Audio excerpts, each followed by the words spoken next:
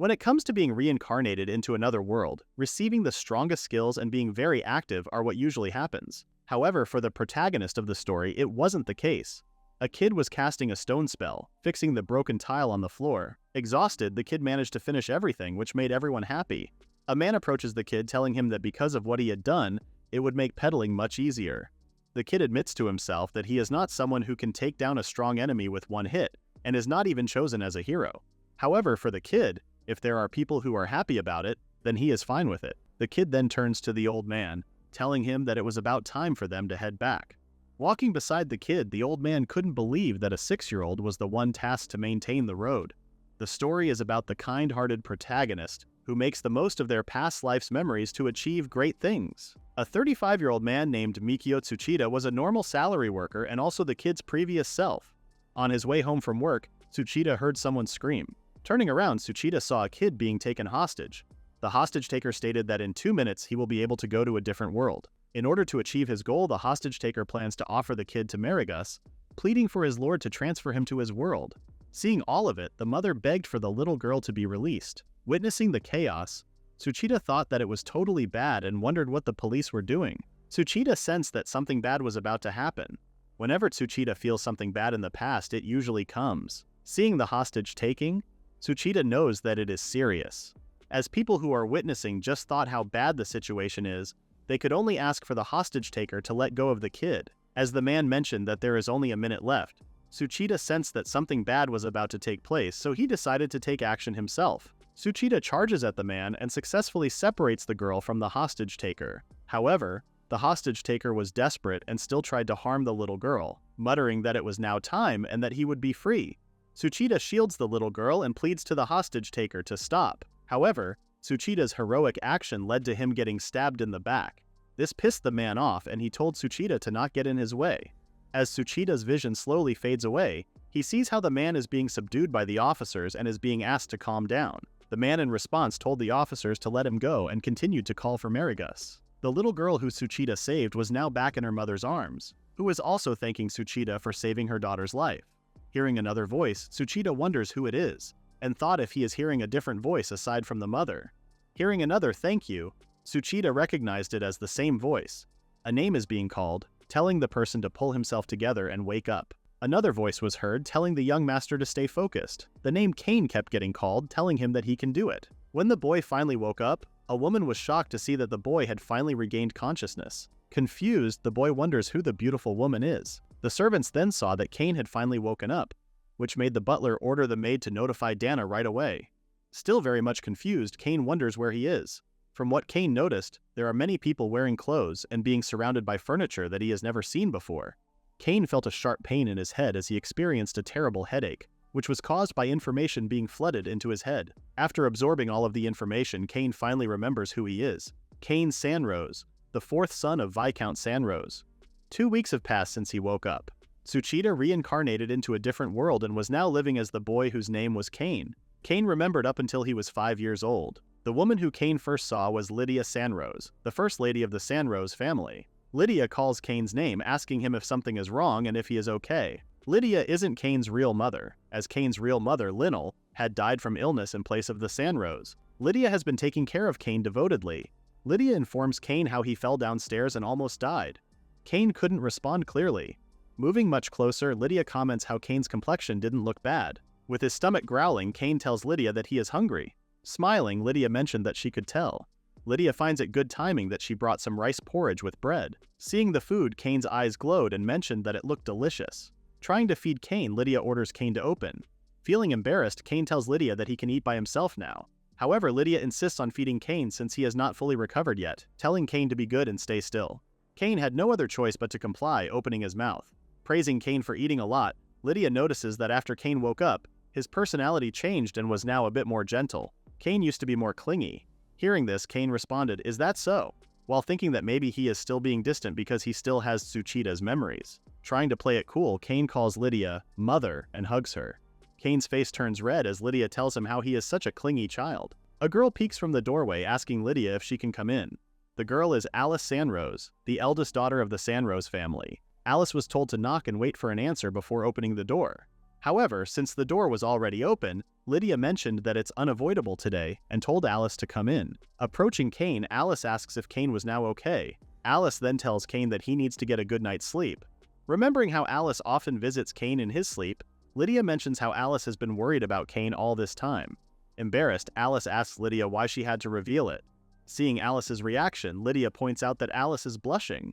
Touching Cain's forehead, Alice asks Cain if he is truly fully recovered, and goes ahead, checking Cain to see if he has a fever.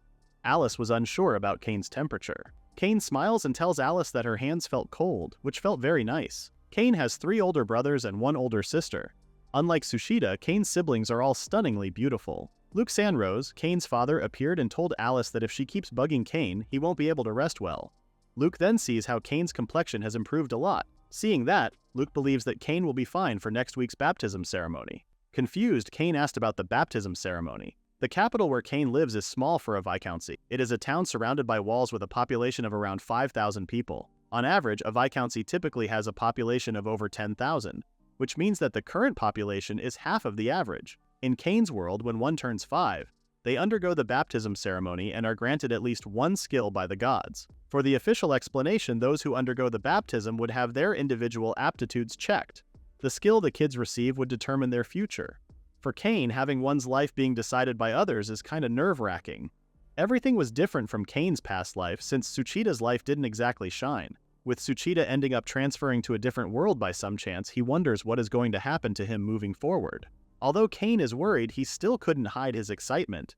Coming to a different world, Cain tells himself how he shouldn't waste it and that he must have fun. When one reincarnates into a different world, they get an infinite item box and other stuff that is similar to that. Being able to dominate with all-element magic and alchemy is the standard template from what Cain guessed. Wondering what he would get, Cain was now looking forward to his baptism. When the day finally came, Cain and his family visited the church. Lydia and Alice were then asked to wait while the rest went in. Lydia hopes that Cain would receive a good skill, while Alice cheers for Cain. Cain was then greeted by the bishop, calling Cain's name and thanking him for coming.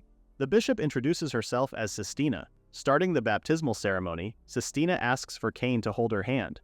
Sistina also asked for Cain to close his eyes as she was about to offer a prayer. As Sistina starts her prayer, Cain suddenly heard a voice which he recognized as the one that he heard when he got reincarnated. Cain noticed that he was no longer in his world and saw a woman with wings. Cain asks the woman where he was. The woman responded that he is currently in the divine realm.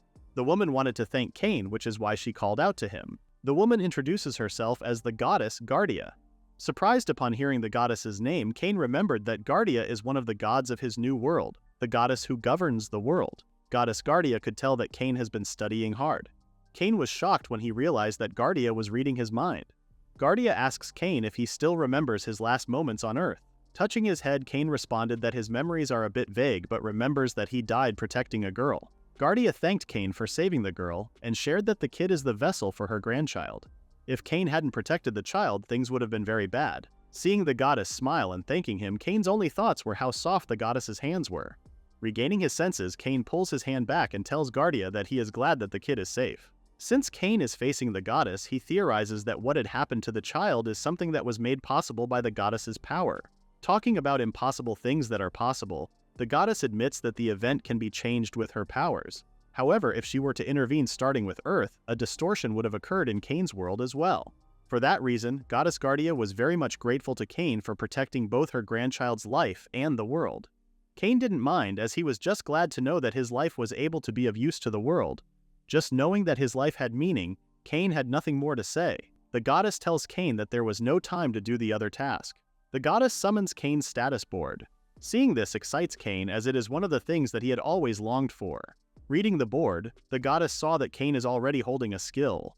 Cain was asked if he remembered something being passed down when his mother Linnell died. Thinking back, Cain remembers that the hand he was holding was glowing or something. Guardia tells Cain that he is right and points out that he has inherited the recovery magic skill from his mother. Cain finally learns that he gained a skill from his real mother. As a token of gratitude, Guardia wanted to grant Cain 3 skills. As a large machine suddenly appeared, the goddess asked Cain to press the roulette button. Cain recognized the machine as a slot machine. Realizing that he was about to gamble, Cain was caught by surprise. Since they were going with a slot machine, Cain asked if they couldn't freely choose their skills. Guardia pointed out that some reincarnates chose skills that could disrupt the world's balance. which is why they made it random. As a consolation, they were giving Cain 3 skills and asked him to understand. Cain eventually agreed and even thought that Guardia had it tough as well. Cain could only hope that he'd get some cool skills. As the machine spun and stopped, Cain obtained the skills: Earth Magic, Unlimited Magic Power, and Magical Array Magic. However, Cain had no clue about the skills. Thinking how plain it looked, Cain wondered if Earth Magic was strong. Having unlimited power, Cain theorized that he might be able to work the things that he comes up with. When Cain noticed how shocked Guardia was, Guardia jokingly told Cain that her luck stat might not be high enough. Cain mentioned how the skills he got were kind of a dud. Guardia, worried about how things were going, decided to grant Cain her blessing. As the Earth Goddess, Guardia gets a bonus to Earth Magic. Placing her fingers on Cain's forehead, Guardia was able to transfer her minor blessing to Cain. After granting Cain a blessing, Guardia told Cain that if he prays at the church, they'll be able to find Cain. Guardia knew that it would be a difficult task but hoped that Cain would still do it. Guardia also asked Cain to occasionally report on how things were going. Before vanishing, Guardia hoped that Cain's future would be filled with happiness. Before Cain could say anything, he finally returned to the church and was now facing the bishop. After her prayer, the bishop was shocked to see that Cain obtained 3 skills. Furthermore, Cain also received the blessing of Goddess Guardia. Hearing this, Luke was shocked and asked the bishop to repeat it. Although his skills were a bit weak, there was a possibility that Cain's stats were completely off the charts. Eager to see his stats, Cain opened his status board and was shocked to see that all were single digits. Seeing his vitality only at 5, Cain was certain that he would die right away. Cain was starting to worry, wondering what would happen to his strongest life in the other world. Thinking about his skill, Cain realized that Earth Magic was a perfect match for him. Cain called upon his magic, ordering it to follow his will and to prosper, chanting using the words "create play." Cain created an abacus and showed it to his parents. As the two had never seen such a tool before, they were just in awe at how well it was made and how the tool could do arithmetic. Luke and Lydia were very much impressed with Cain, telling him how amazing he was. Cain's earth magic is very useful in creating things or for agriculture. A man then barged into the room telling Dana how amazed he was after seeing the bountiful harvest that came from the field that Cain made with his magic. Cain's magic isn't much on a grand scale. However, this suited his personality. After being reincarnated into another world and ending up being blessed with 3 skills, which is very much considered a cheat, everything was going fine until Cain saw the skills he received. Cain felt an ominous feeling coming from the goddess who blessed him. Thinking about his draw and how terrible they were, Cain immediately could tell that the skills were just a bunch of mundane magic, which also showed that he may have a difficult road ahead of him. Seeing Cain spacing out, his father Luke asked him what was wrong. Regaining his senses, Cain responded that there was no problem. Stepping out of the room, Lydia asked Cain about his skills and what type of skills he obtained. Curious as well, Alice also wanted to know how many skills Cain received. Luke informed the two that Cain was blessed with 2 skills, Earth Magic and Magical Array Magic. Cain also inherited healing magic from his biological mother, Linnell. Since his 3rd skill, Unlimited Magic Power, was hidden, it wasn't visible to Luke and the others. Hearing all of it, Alice was very much happy for Cain, telling Cain how good it was for him to obtain 3 skills. Caught by surprise, Cain could only mutter Alice's name. When Alice mentioned how Cain also received skills from his mother Linnell, it made Cain wonder if Alice also inherited skills from Linnell. Lydia understood what Earth Magic is but admitted that she had no clue what Magical Array Magic is. Luke also had no clue, which made him decide to write a letter to Benjamin and have him look further into it. With Cain receiving the elemental magic, Luke couldn't help but worry. Lydia told Luke not to worry about it and pointed out that they can still investigate it later after they get home. Luke agreed and called Cain's name, telling him that the status board is something not to be shown to the family. Everything that is shown in the status board is private, and having it looked at or taking a look at others is a breach of etiquette. Luke hoped that Cain remembered his words. Cain bowed his head and told his father that he understood in response. Cain learned that his information is a secret even from trusted family members. In normal cases, people show each other's stats and cooperate. No longer dwelling on it, Cain guessed that he would just follow the world's rules. Cain thought that if he were to make friends, he would just decide about it for himself. Cain also gets to decide how to use his skills. Thinking all that made Cain very much excited. Cain told himself that as soon as he got back to the mansion, he would check his skills out, very much eager to start his new life in another world. While checking his status board, Cain saw a note from the goddess Guardia, telling Cain that since he hasn't learned the Magic Manipulate skill yet, Cain's unlimited magic power will be deactivated until he can skillfully manipulate magic. Guardia hoped that Cain would learn the magic manipulation skill quickly to gain access to his other skill. Reading all of it, Cain was truly shocked. Cain believes that Guardia should have had a certain level of authority, and adding to his skills is also the blessing he got from Guardia. Reading his status board, Cain thought that the skills he got are actually quite good. Being resistant to status ailments is considered minor, but for Cain, it is still quite good. The last thing Cain read was the understanding of different world languages. This made Cain wonder if it would allow him to read the text in front of him. Curious, Cain was now eager to study more of it. Cain puts his hands together, sarcastically thanking Guardia for the bonus skill he received. Cain then tells himself that the skills were fine, and that being able to use magic is still very much exciting. Cain wonders what he will be able to do with his magic. Hearing a knock at his door, Cain gave permission to enter. Entering his room are the family butler Randolph and Alice, who is looking for Cain. Randolph informs Cain that Dana is calling for him to the reception room. Cain understands and responds that he will be there shortly. Cain wanted to investigate more about his skills and wondered what the reason was why he is being called. Alice gets in front of Cain's face, taking him by surprise and asking him if he was even listening to her. Pouting, Alice tells Cain not to ignore her anymore. Cain immediately apologizes to his sister for being rude. Alice guesses that Cain got preoccupied with the matter of his skills. The moment they arrived at the mansion, Alice tells Cain that he had shut himself in his room, which gave her a bad feeling. Alice then enjoyingly toys with Cain's cheeks. Alice becomes embarrassed when Randolph reveals that Alice too did the same thing when she first received her skills. Waving her arms around, Alice asks Randolph why he had to reveal such a thing. Alice clarifies that hers was different and that she just wanted to read the rest of the book. Alice explains that at that time, she was late for dinner because she was so absorbed in the book. Hearing everything, Cain thought that his sister was also looking at the skill board until evening. Listening to Alice's explanation, Randolph apologizes for his mistake. Though Alice tries to cover up something she finds embarrassing, Cain already could tell that Randolph knows everything and was just acting like an adult. Changing the topic, Alice informs Cain that since they received a skill from their mother, Linnell, they must treasure the skill. Hearing this, Cain couldn't help but laugh. Annoyed, Alice asks what was so funny. Entering the room, Cain could only think of how childish his sister is. Cain saw how both Lydia and his father shared a serious look and immediately sensed how heavy the atmosphere was. Nervous, Cain was about to ask why he was called, but Luke interrupts him. Luke starts off by telling Cain that the skills received are not that great, which suggests that his future may be tough, and asks for Cain not to be too down. Hearing this, Cain was unsure how to react. Lydia was annoyed at how Luke explained their worries. Luke apologizes, explaining that he got the order wrong. Cain asks why he should be down. In noble society, that includes their own. The skills that Cain received during baptism would shape and determine his future. For people who received combat-related skills, they attend the Knight Academy and join the Knight Orders of the Kingdom or the Territorial Lords. For those who received combat magic skills, they attend the Magician Academy and also join the Knight Orders of the Kingdom or the Territorial Lords. The others who receive political skills generally attend the Royal Academy and become bureaucrats for the Kingdom or the Territorial Lords. However, Luke checked that the earth magic Cain possessed doesn't have any effective magic for attacking, even when its level increases. As for magical array magic, the details about it are still unknown.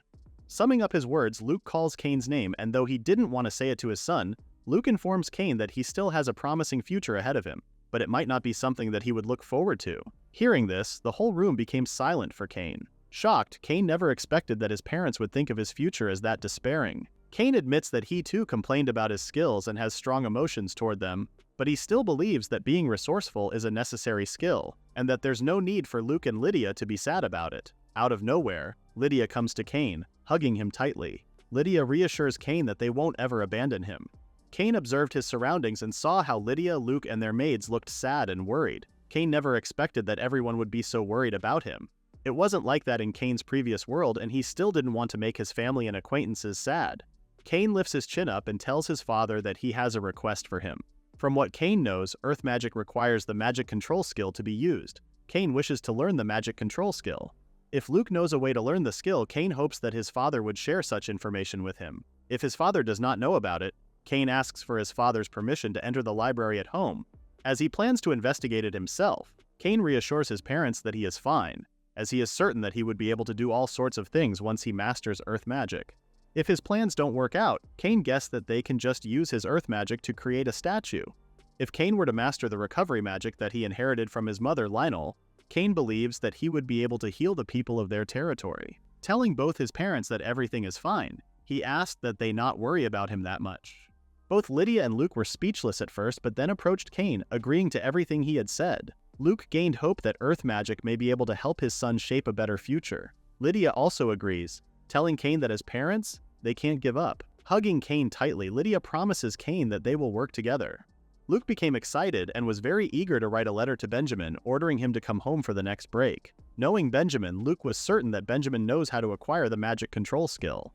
Luke also plans to have Benjamin investigate the magical array magic skill at the Magic Academy. Cain agrees to everything Luke said. Cain's speech had a bit of momentum, pointing out that the world isn't just about battling. Seeing how nice everyone is, this made Cain want to work hard even more to avoid making them sad. Cain thinks positively, pointing out how he is still 5 years old, and by that world's standards, he still has another 50 years to go, which he plans to enjoy. Thinking about Benjamin, whom his father keeps mentioning, Cain only knows that Benjamin is attending the Magic Academy now. After that, Cain would come to know that using magic isn't that sweet with Benjamin as his teacher. Meanwhile, a student was being told to focus, pointing out that the student's attitude won't help him defeat a single goblin. The student muttered how he didn't hear anything about a surprise magic test. Upon calling for the next student, a long-haired fellow came forward and froze the examination tool. That person is the one who opened up the possibilities of magical array magic. Others were shocked, thinking that what they saw must be a lie. Others who recognized the person expected no less from him, since he was known to be the greatest prodigy of the Magic Academy ever since it was founded. That person was none other than Benjamin Sanroze. 6 months had passed by since Cain told himself that he would do his best using his own skills. The Sanroze family maid tells Cain that he didn't need to rush so much. Cain could no longer keep still because the day he has been waiting for has finally arrived. It was the day that his big brother Benjamin would be returning. Cain received an order from his father that he is forbidden from using magic until he masters magic control. Luke was worried that if Cain would use magic without learning it properly, things may go haywire and would end up with Cain losing his magic. Luke and Cain made an agreement that he would learn magic control once Benjamin returns. Cain never thought that Benjamin wouldn't be back until the New Year's break. Finally seeing Benjamin, Cain immediately approached him and welcomed him first. Benjamin interacts with Alice and Cain, telling them how much they've grown. Behind Cain, Randolph appears and welcomes him. Cain in response tells Randolph that he is now home, and asks Randolph if he still can't drop the young master title. Randolph responds that he will not until Benjamin comes of age. Randolph then informs Benjamin that both Luke and Lydia are in the parlor room waiting for him.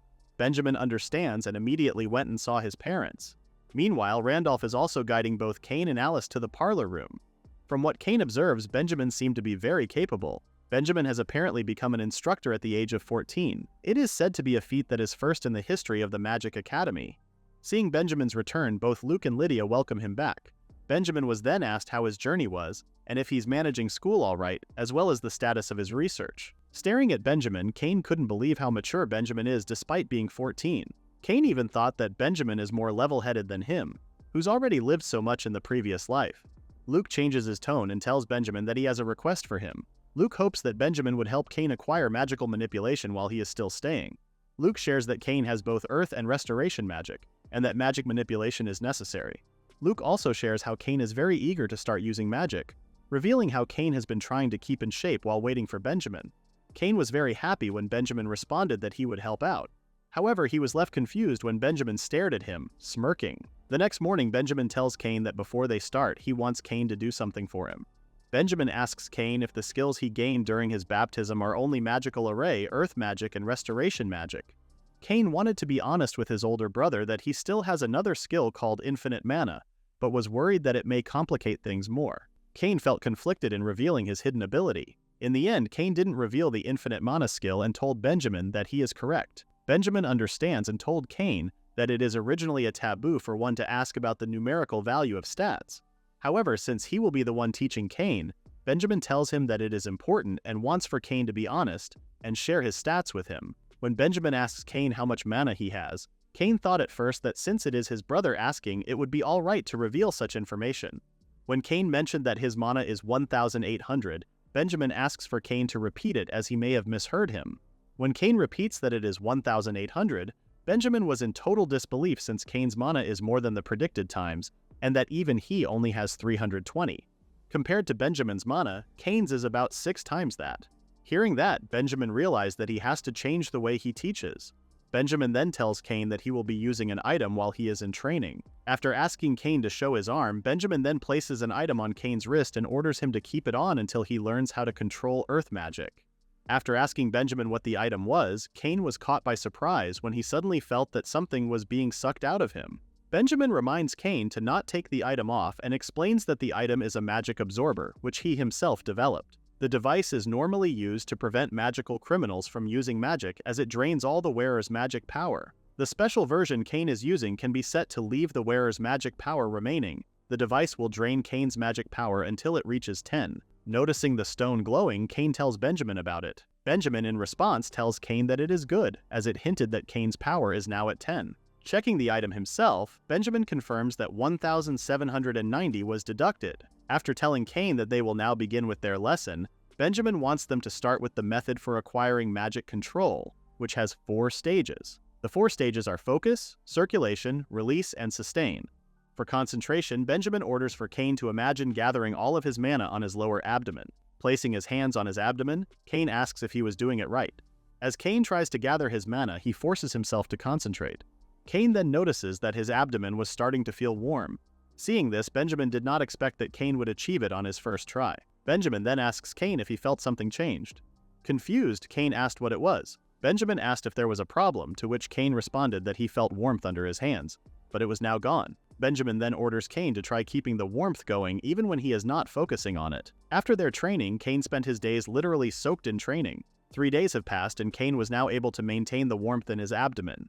Cain was amazed at his improvement and shares with Benjamin that he finally managed to keep the warmth from dispersing even when he is no longer focusing. As soon as Benjamin tells Cain that he has passed, Cain immediately sits on the floor, exhausted from the training. Cain was so exhausted that he compared it to when he once worked 30 days straight. Cain was shocked when Benjamin tells him that they will now be moving on to the next step. When Cain calls for his big brother, Benjamin asks what the problem was, to which Cain responds that his body is stiff and tense, not allowing him to move that much. Benjamin asks Cain if he wanted to call it a day, pointing out that whatever Cain's decision is was fine with him. Benjamin reminds Cain that he won't be able to use magic unless he learns magic control, which is why he is around. Benjamin then warns Cain that he won't be able to use magic for about a year and asks if he was fine with it. Hearing this, Cain wondered if his brother is the type that has a demon-like personality. For Cain's next lesson, which was circulation, Benjamin first orders him to focus. Cain closes his eyes, maintaining focus. Cain had finally gotten used to focusing his mana, which was now very easy for him. Cain was thinking how he may actually be a bit talented and that what he is doing was now just a piece of cake. Benjamin tells Cain that he is not doing bad, and then orders Cain to move the magic that he has gathered onto his chest. Benjamin gave Cain a tip and told him to imagine his magic slowly rising to his chest. Cain understands and follows Benjamin's orders. As Cain tells himself to rise, he was shocked when he realized that he couldn't move it at all. 10 minutes later, Cain finally gave up as he wasn't able to move the magic at all. Benjamin guesses that doing it all at once was still difficult for Cain. Benjamin decides to help Cain a bit and orders him to start focusing again. Cain starts focusing again, gathering the magic and forming it into a ball. Benjamin tells Cain that it might hurt a bit but asks him to just bear with it. Cain was surprised when he noticed that the magic was now moving. However, Cain also didn't expect that he would feel so much pain. Cain tells Benjamin that he is now hurting. Benjamin explains that it is the process of expanding the narrow path for magic to flow through, so that magic can pass through more easily. In expanding the magic pathway, Benjamin tells Cain that it is only normal that it would hurt. Cain lost balance and ended up stumbling again. Benjamin praises Cain for bearing with it and doing a good job. Benjamin explains that what they did was circulation, and then orders Cain to move the magic to his lower abdomen, chest, head, chest, left hand, right foot, left foot, and back to his lower abdomen. If Cain were to do all of that, then he would pass. Hearing all that, Cain couldn't help but tear up and thought that he was correct, that his brother was exactly a demon. 5 days after the intense pain incident, Benjamin notices that Cain has been occasionally giving him a wary glance. Benjamin guesses that he was just a bit too harsh in their last session. However, they are also running out of time. Cain approaches Benjamin, telling him that he has finally achieved the task for circulation. Shocked, Benjamin asks Cain if he has actually achieved circulation. Cain responds that he did, and asks for Benjamin to watch as he proceeds to demonstrate circulation. When Cain brought the magic power he had moved back down to his lower abdomen, he noticed that the magic power had become a little more concentrated. By circulating magic power, Cain confirms it with Benjamin that he is able to make it bigger. Benjamin could only laugh and tell his brother how amazing he is. With the habit of overtime work from his salaryman days, even when Benjamin wasn't around, Cain ended up practicing anyway. Cain was just glad that his practice turned out for the better. Moving to their next lesson, which is release, Benjamin asks for Cain to bring his palms together in front of his chest and make a circle with them. Cain would then have to circulate the magic power between his palms and that he must keep his palms pressed tightly together. Cain notices something and tells Benjamin that his magic power can't move because it is hitting something at Benjamin's right hand. Benjamin tells Cain that he will give him 3 options. First is Benjamin would assist Cain like how he did during circulation.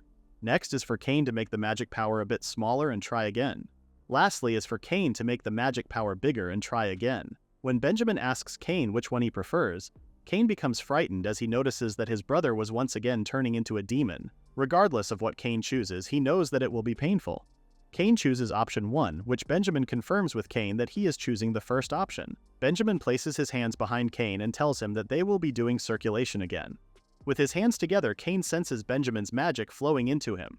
The form of the magic was starting to become thin and pointed.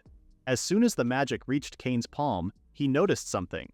Cain informs Benjamin that he is now hurting. As Cain bears the pain, his hands won't come off since there's an external force being applied. Benjamin tells Cain that the magic power has entered Cain's left hand, telling him that he has done a good job. Benjamin informs Cain that he will keep circulating. After their grueling training, both finally stopped and are exhausted. Benjamin tells Cain that what they did is releasing the magic outside the body, which is the 3rd stage called release. Cain can't help but tear up from the pain, muttering Benjamin's name. Benjamin asks Cain if he had said something, to which Cain immediately told his brother that he had said nothing. Benjamin asks Cain to try making a circle with his hands slightly apart and circulating it. Since the magic has passed through once, Benjamin was certain that the process should now be a lot easier. After 2 hours, Cain was now able to perform the release. Cain then calls for Benjamin, telling him that he is now able to do it even without holding hands. Despite the painful process, Cain couldn't deny that the process works since he was now able to release right away. For their next lesson, which is maintenance, Benjamin warns Cain that the last stage is very dangerous and that they will be doing their training outside the castle walls. Benjamin advises Cain to not lose his concentration halfway through. If Cain were to feel that he is about to lose concentration, Benjamin orders him to raise both his hands diagonally forward and up. Hearing this, Cain wonders why he had to diagonally forward his hands and up. Resuming their training, Benjamin again instructs Cain to start with circulation and sufficiently hone his magic power, then move on to release. As Cain follows Benjamin's instructions, he is then told by Benjamin to stop the magic between both hands and form it into a sphere. Looking at Cain's progress, Benjamin praises him. Along with the magic power that continues to be released, Cain can feel the magic power being drained from his body. Unable to control the magic further, Cain thought that the situation was about to get bad. Cain finally lost focus and ended up releasing the magic onto the ground. Witnessing Cain's mistake, Benjamin hits Cain's head and is reminded that he had to raise his hands diagonally forward and up when he loses concentration. Cain couldn't believe that he was the one who made such a mess. Benjamin tells Cain that if he hadn't followed his instructions, Cain would have been seriously injured. Benjamin lectures Cain, telling him that magic isn't a toy and that he has to take responsibility when using it. Hearing all that, Cain realized that he was getting a bit carried away. Since coming to the other world and being able to use magic, Cain had become curious about magic and wanted to use it for whatever purpose. However, in reality, if Cain had made just one misstep, it would have been very dangerous. Cain asks Benjamin to teach him again and promises to follow his instructions properly. Cain would no longer make any excuses or even complain, and asks for Benjamin to teach him again. Seeing Cain's determined look, Benjamin smiles and agrees to teach him again. The two then started from the beginning. After 4 days, Cain had finally acquired magic manipulation. Looking at his status board, Cain confirms that the magic manipulation has been added. Cain cheers as he could now cast magic. Benjamin also congratulates Cain and points out how Cain was able to increase his skills so quickly, a feat that Benjamin believes is quite rare. Cain bows to Benjamin, thanking his big brother for training him. Benjamin then informs Cain that if he can do the training, he will be able to attack without using spells. Benjamin proceeds to demonstrate a destructive magic and directs it towards the ground. After making contact, Benjamin's magic blast ended up creating a huge hole. Cain was in shock, wondering if Benjamin is from the world of Dragon Ball or something. Realizing how powerful his brother is, Cain thought that he absolutely shouldn't disobey him. 2 days after the new year, Benjamin went back to the academy. Cain experienced an intense training period, but later felt accomplished when he finally was able to use magic control. Excited, Cain decides that moving forward, he will be using magic to the limit of his magical power. Cain then remembers that he was still using the magic absorber tool Benjamin left him. Cain remembers that if he didn't take the tool off, he would run out of magic right away. After removing the magic tool, Cain then used the method he learned from his big brother Benjamin, starting with focus, then circulate and maintain, following the instructions and casting the spell, Stone Bullet. Cain was very much impressed after seeing stones appearing out of nowhere. Being able to use magic, Cain could no longer hide his excitement. Actually, being able to perform magic got Cain pumped up. Cain also discovered that not only could he use stone, he can also use magic to make a hole. After testing out his stone creation magic, Cain uses his magic again, but now to create a hole. Casting his spell, Cain was able to carve out a circular shape onto the ground. However, he was very disappointed since it didn't look much like a hole. Cain stumbles as he is running out of magical energy. Cain was left with only 20 magical energy after being drained by the magic absorber. After casting 2 spells, Cain realized that 20 was just not enough to perform spells and not get exhausted. The lack of magical energy resulted because Cain had been training with Benjamin until the year ended. The training still proved very beneficial as Cain was able to level up. Cain woke up and realized that he had fallen asleep, wondering if it was already evening. Cain was shocked when he sensed that he was getting more magic than usual. Cain's magic had fully recovered after removing the magic absorber. Staring at his status board, Cain remembers that he was only using 1% of his magic up until now, and even thought that he may have gotten used to the feeling of having low magical energy. Cain then excitedly went out to start off with his magic practice. However, Lydia saw Cain about to step out and asked where he was headed to. Lydia reminded Cain that it was almost dinner time, and also asked Cain where he was during lunch. Cain thought that he was in trouble, unable to explain clearly his reason. Cain knows that if he were to tell the real reason, that he had been practicing magic instead of studying, he would certainly make Lydia mad. Cain ends up lying, telling Lydia that he had been studying the alphabet with Alice. Exhausted from his study session, Cain thought of taking a walk or something. Hearing this, Lydia was shocked and understood that taking a break was necessary, and apologized to Cain for doubting him. Cain, in response, told Lydia that he didn't mind. Inside Cain's head, he felt apologetic for feeling guilty. Returning to his training ground, Cain notices that the hole he made was still there and has not returned to normal even after some time has passed. Cain thought that the spell he cast had a continuous water effect, and that he had to be careful or someone might fall and get hurt. Thinking of a way to erase the hole he created, Cain finally thought of one after thinking about it for some time. Trying the magic out, Cain chanted delete, which then covered the hole with more dirt. Cain was very much amazed seeing how the whole thing had disappeared. Noticing his hand tremble, Cain realized that the amount of magic used in covering the hole was twice the amount when he made the hole. To remove his magic, Cain wonders if it would take twice the magic used for the magic he wanted to erase. This made Cain realize that such spells can't be easily used unless one is a magician that has a lot of magic. However, Cain got even more excited and wanted to verify his theories. Cain starts using his magic, creating multiple holes on the ground. After creating the holes, Cain then went ahead and covered them using the delete spell. Though Cain felt drained, he thought that earth magic may actually be very good. The next day, Cain's eyes shone brightly, wanting to do more magic training. When Alice saw Cain going outside, she tells Cain how lucky he is for being able to go outside every day, unlike her who is stuck with studying. As Alice sighs, not wanting to do math anymore, Lydia sees and approaches her. Lydia then cheers Alice up, telling her good luck studying with Cain again. Alice was confused, wondering why Lydia mentioned Cain. Lydia tells Alice that she knows Cain is studying alongside her. However, Alice responds, pointing out that Cain is always outside. Hearing this, the two were left dumbfounded. In his magic session, Cain started out with stone. After casting the stone spell, Cain was able to manifest a square-shaped stone, which he was caught by surprise. Looking at the stone, Cain had thought that it would just be a regular stone. However, the stone came out in a block-like form. This ignited Cain's curiosity, wanting to do more research about earth magic.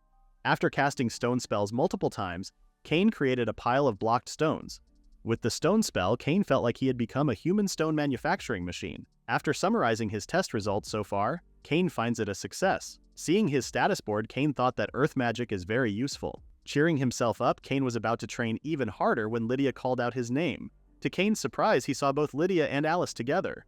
Lydia asks Cain if he had been outside the whole time.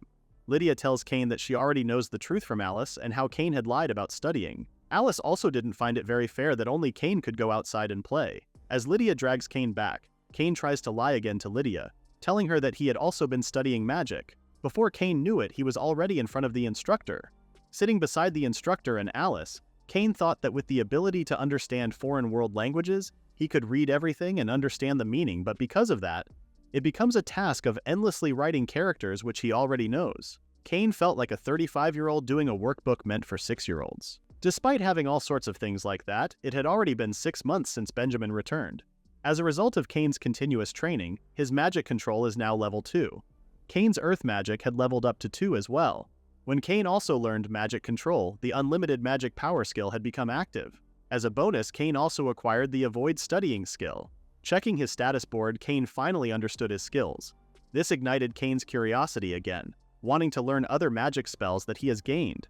From what Cain could tell in his status board, he gained 3 new spells. After gaining the Earth Wall, Cain now plans on using it as a target for his stone spell. For the other 2 spells, Cain was uncertain and pointed out that many people would consider earth magic to be a dud. Remembering his parents' words, Cain decides to just not think about it and would proceed in practicing using the Earth Wall. After casting Earth Wall, Cain then used his stone bullets and targeted the wall.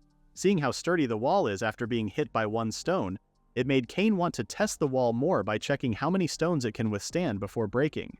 Cain continued to cast stone bullets until he finally broke the Earth Wall, crumbling after the 10th stone bullet hit. Cain was impressed, commenting how the Earth Wall got a decent amount of durability.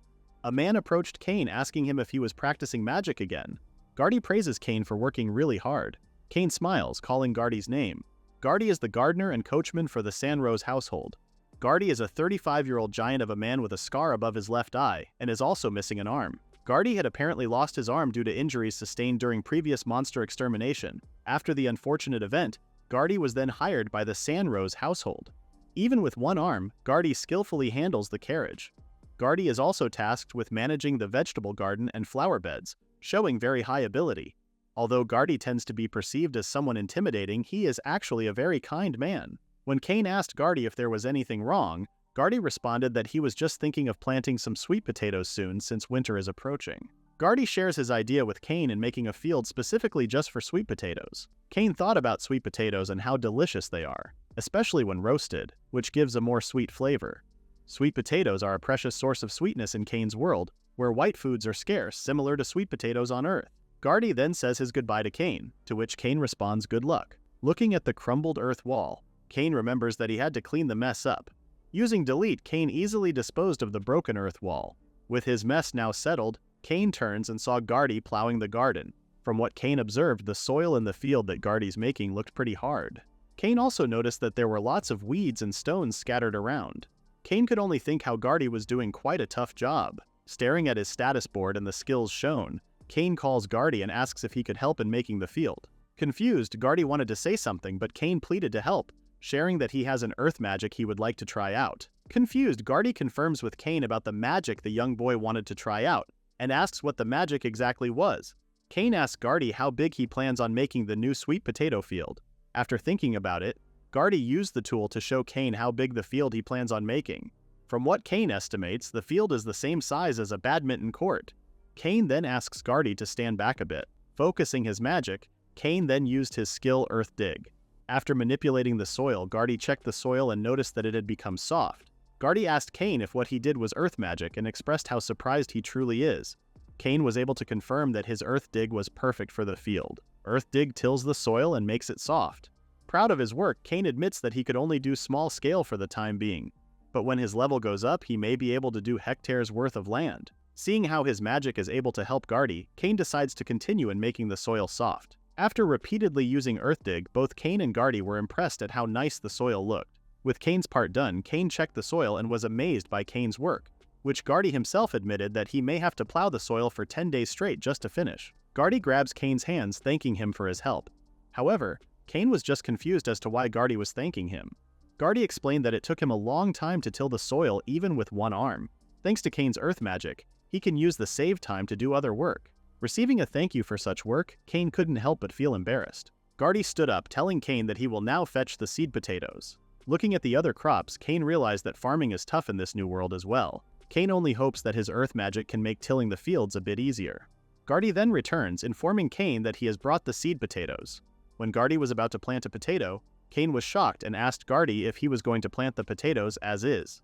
Cain also asked Gardy if he didn't have to make the potatoes into seedlings first.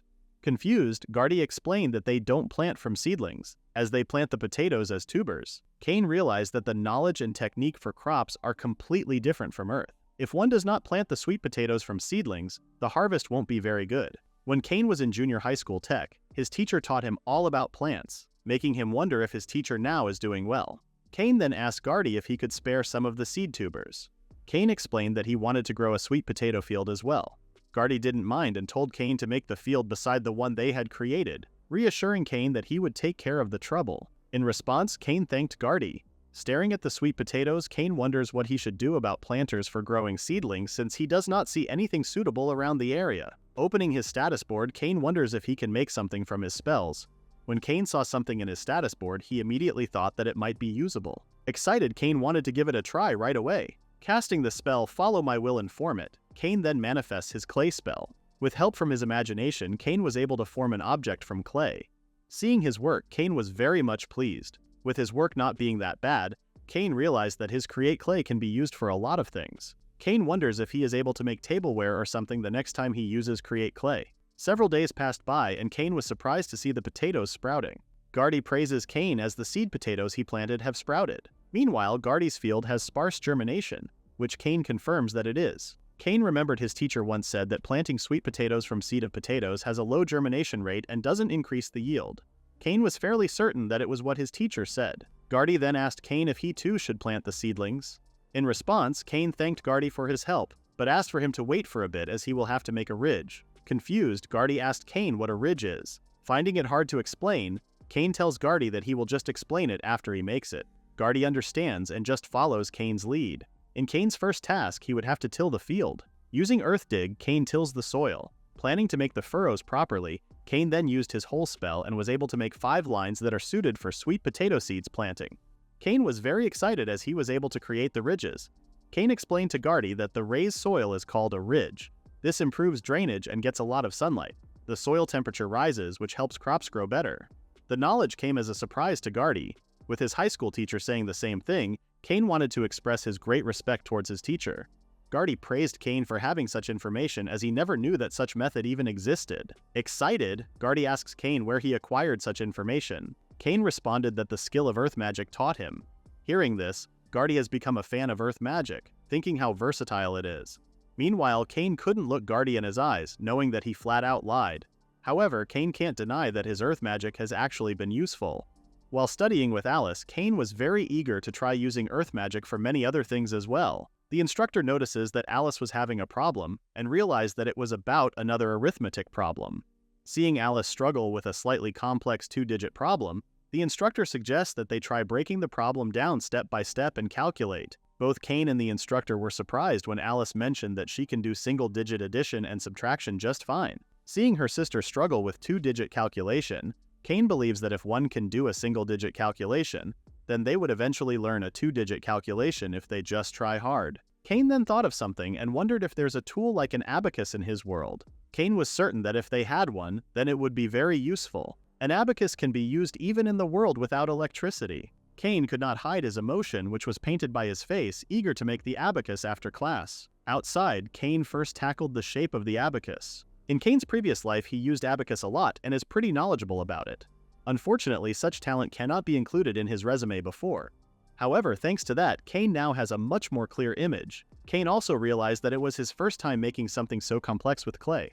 Thinking of addition, subtraction, multiplication, and division, Cain finally got the image that he wanted.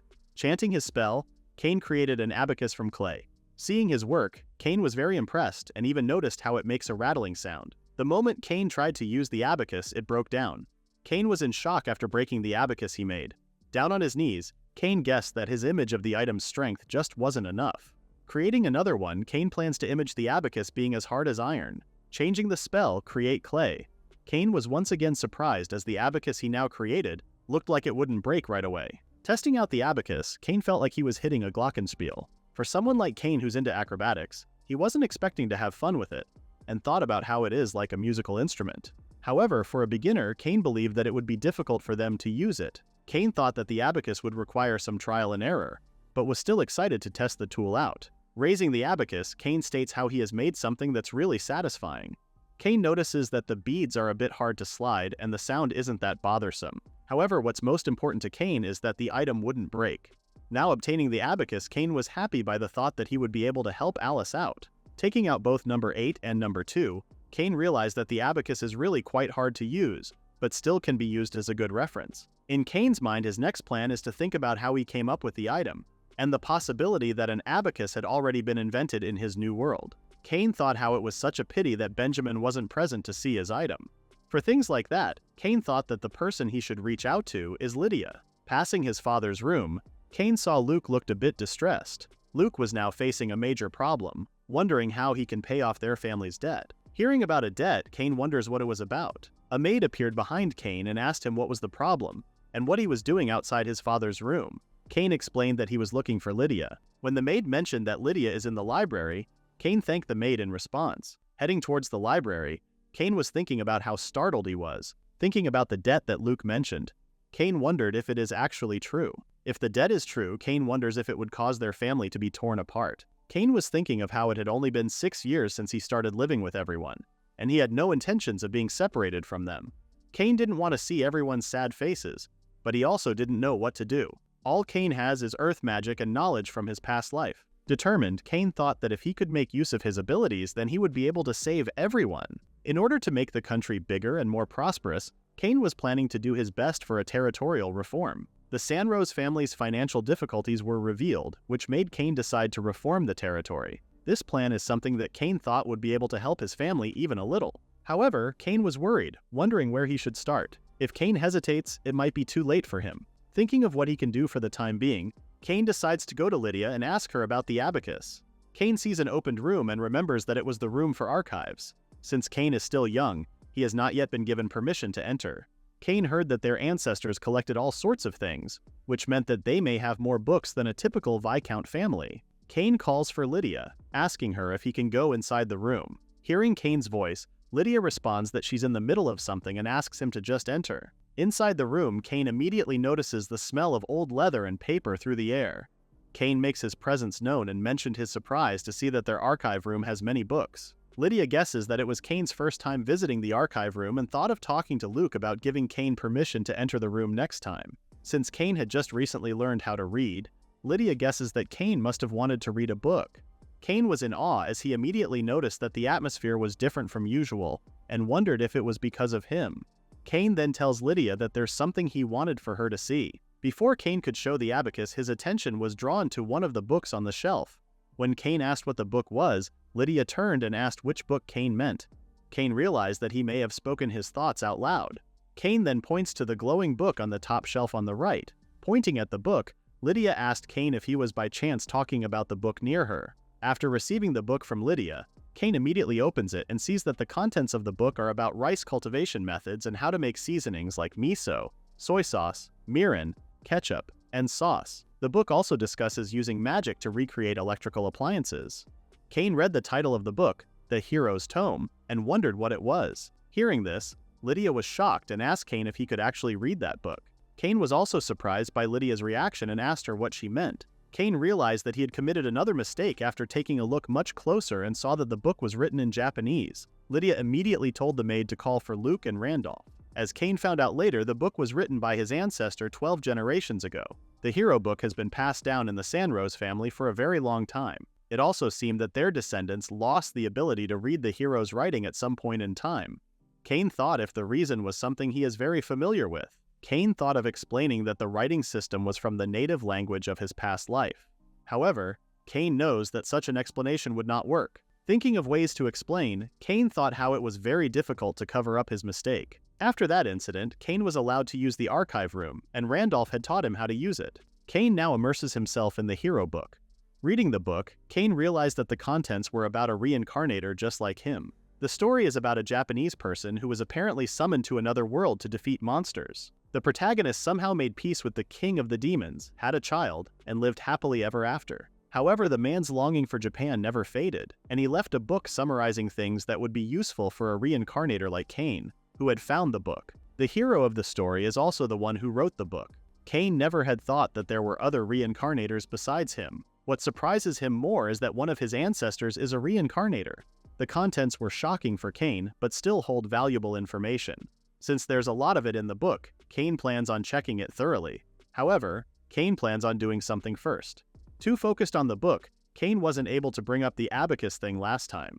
Cain also plans on making use of the book while he is at it. Cain calls for his father and mother. Worried, Lydia asks Cain what was wrong. Holding the abacus, Cain tells his parents that he wanted for them to see something. When Lydia asks what it is, Cain hands the abacus over. Seeing how Lydia holds the abacus, Cain wonders if Soroban is even a thing in his new world. Luke describes the abacus as an item that has lots of balls, asking what it's used for. Cain holds the abacus and shares it with Luke, explaining that it is a tool that's useful for doing arithmetic. Confused, Luke asks what arithmetic is. Cain first explained the use for the beads on top, representing first the number 5 and then continuing to the next one. Hearing the explanation, both Luke and Lydia were amazed by Cain's tool. With the use of Cain's tool, Luke is certain that the calculations will be done quickly with less chance of error. When Lydia asked if Randolph was around, Randolph appeared and asked if Lydia or Luke called for him. Luke shows the abacus to Randolph and asks him to look at it. After Cain handed the abacus over, Randolph shared how he had never seen such a tool in his whole life. Hearing that comment from Randolph made Cain happy, as he was able to confirm that such a device has not existed ever in their world. Randolph asks Cain how he was able to manage to create the device. With Randolph now present, Cain knows that having a 6-year-old be familiar with an intricate device like an abacus would not be normal. Cain is certain that explaining all sorts of things being pointed out is going to be a hassle. Cain ended up coming up with an explanation, telling everyone that it was written in the hero's tome, even though it actually wasn't written. One thing also is that Cain has not yet finished reading the book. Shocked, Lydia assumed that by being able to read the book, Cain was able to create something from nothing. However, Cain clarifies that it was not the case, and that there were pictures drawn in the book. Cain used his earth magic just like it showed, and was able to make it. Cain also explained that the numbers were written in the language of the country, which helped Cain figure out how to use it. Cain shares his surprise in learning that the arithmetic they learned in class could be used in such an easy-to-understand way. Thinking about giving the abacus to Alice, Cain is certain that Alice would be pretty delighted.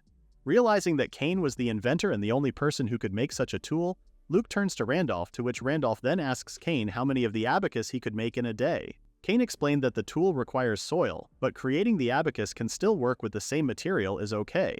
If Cain were to work hard, he could make 100 or even 200 a day. Hearing this, Randolph couldn't help but be amazed, asking Cain if he didn't mind making some now. After giving Cain a plate full of soil, Cain then starts creating the abacus and chants his create clay spell. Seeing how Cain is able to make the tool with magic, the three present were astonished by him.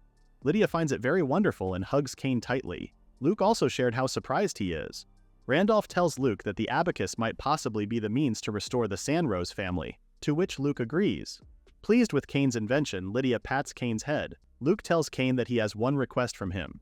Luke clarifies that what he is about to ask isn't necessary, but still asks for his son to make a few abacuses every day. Cain was thinking how he didn't mind, but was curious as to why his father needed so many of them. Cain responds, agreeing to his father's request. Happy, Luke pats Cain's head, thanking him for the help.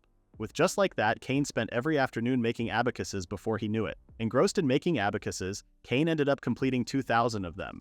Cain too finds it strange, as he was now making a large number of abacuses when his intention in the first place was to make it for his big sister. Luke's plan was now taking the abacus to the Commerce Guild. If his plan were to go well, then he was certain that he would get royalties. Cain was surprised, as he thought if his father could really do that.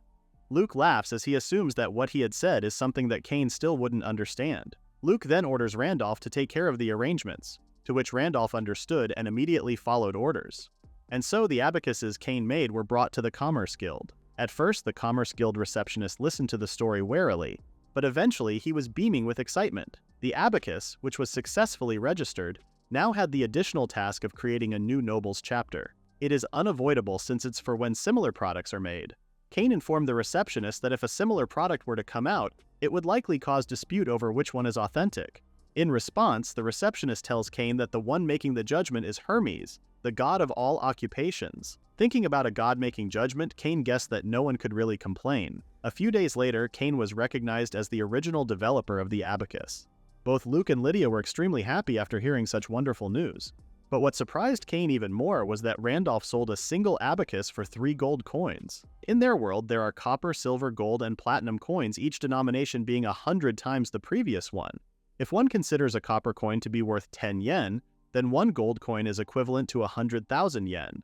Apparently, the total sales of abacuses amounted to 6,000 gold coins. This meant that the Sanroze family had amounted to 600 million yen in sales. Cain thought that the number was just too huge to comprehend, expecting less from Randolph, as Cain knew that he could really count on him as a manager. Looking at his father, Cain thought that their household worries were finally resolved. Luke informs Randolph that their urgent financial problems are now resolved. Having more breathing room, Luke tells Randolph that they will need to repair the castle walls and maintain the roads before winter. Randolph agrees and shares his thoughts on carefully using the remaining money they have. Hearing that, Cain realized that they had a lot of other things to take care of. Seeing his father thinking about the people, Cain guessed that his actions are just normal for someone who is a lord. Cain then calls for his father, asking if they should make more abacuses, reassuring them that he can still do more. Shocked, Luke asks Cain if he could really make more. This eventually led to Cain spending several more days making an additional 1,000 abacuses. Cain visits his father in his room, informing him that the abacuses were completed a while ago. Pleased to hear the news, Luke thanked Cain for his help. Luke pointed out that he really received a huge help, and thanks to Cain, the people of the domain didn't have to go hungry. Luke was very proud to have Cain as his son, patting Cain on his head. Smiling brightly, Cain was glad that the earth magic was actually useful to people. Luke tells Cain that he is the one who deserves credit more. After consulting with Lydia, they decided that even a child should receive a reward. Luke then asks Cain if there was something that he wanted. Cain thought that if it were his past life, he'd want to share the profits. However, now that he is just a 6-year-old, even if he had money, he still wouldn't be able to use it. Cain didn't really have anything particular that he wanted. Since it was still a rare opportunity, Cain felt like it would be a waste if he didn't ask for something. Cain realized that he may still have not shaken off his poor mentality from his past life. After a minute of thinking, Cain tells his father that he just wanted to eat 2 sweet potatoes when they're roasted next time. Confused, Luke asks Cain if that is really all that he wanted. When Cain responds that it is, Luke agrees and tells Cain that they will have some roasted sweet potatoes next time. Excited, Cain now has something that he was looking forward to. Eager to eat the delicious sweet potatoes, Cain was now more determined in developing their territory even further. As the sun shone brightly, the maids still felt sleepy, always finding the early shift tough since no one was awake yet aside from them. To the maids' surprise, they did not expect to see Cain up and awake, greeting them with a good morning.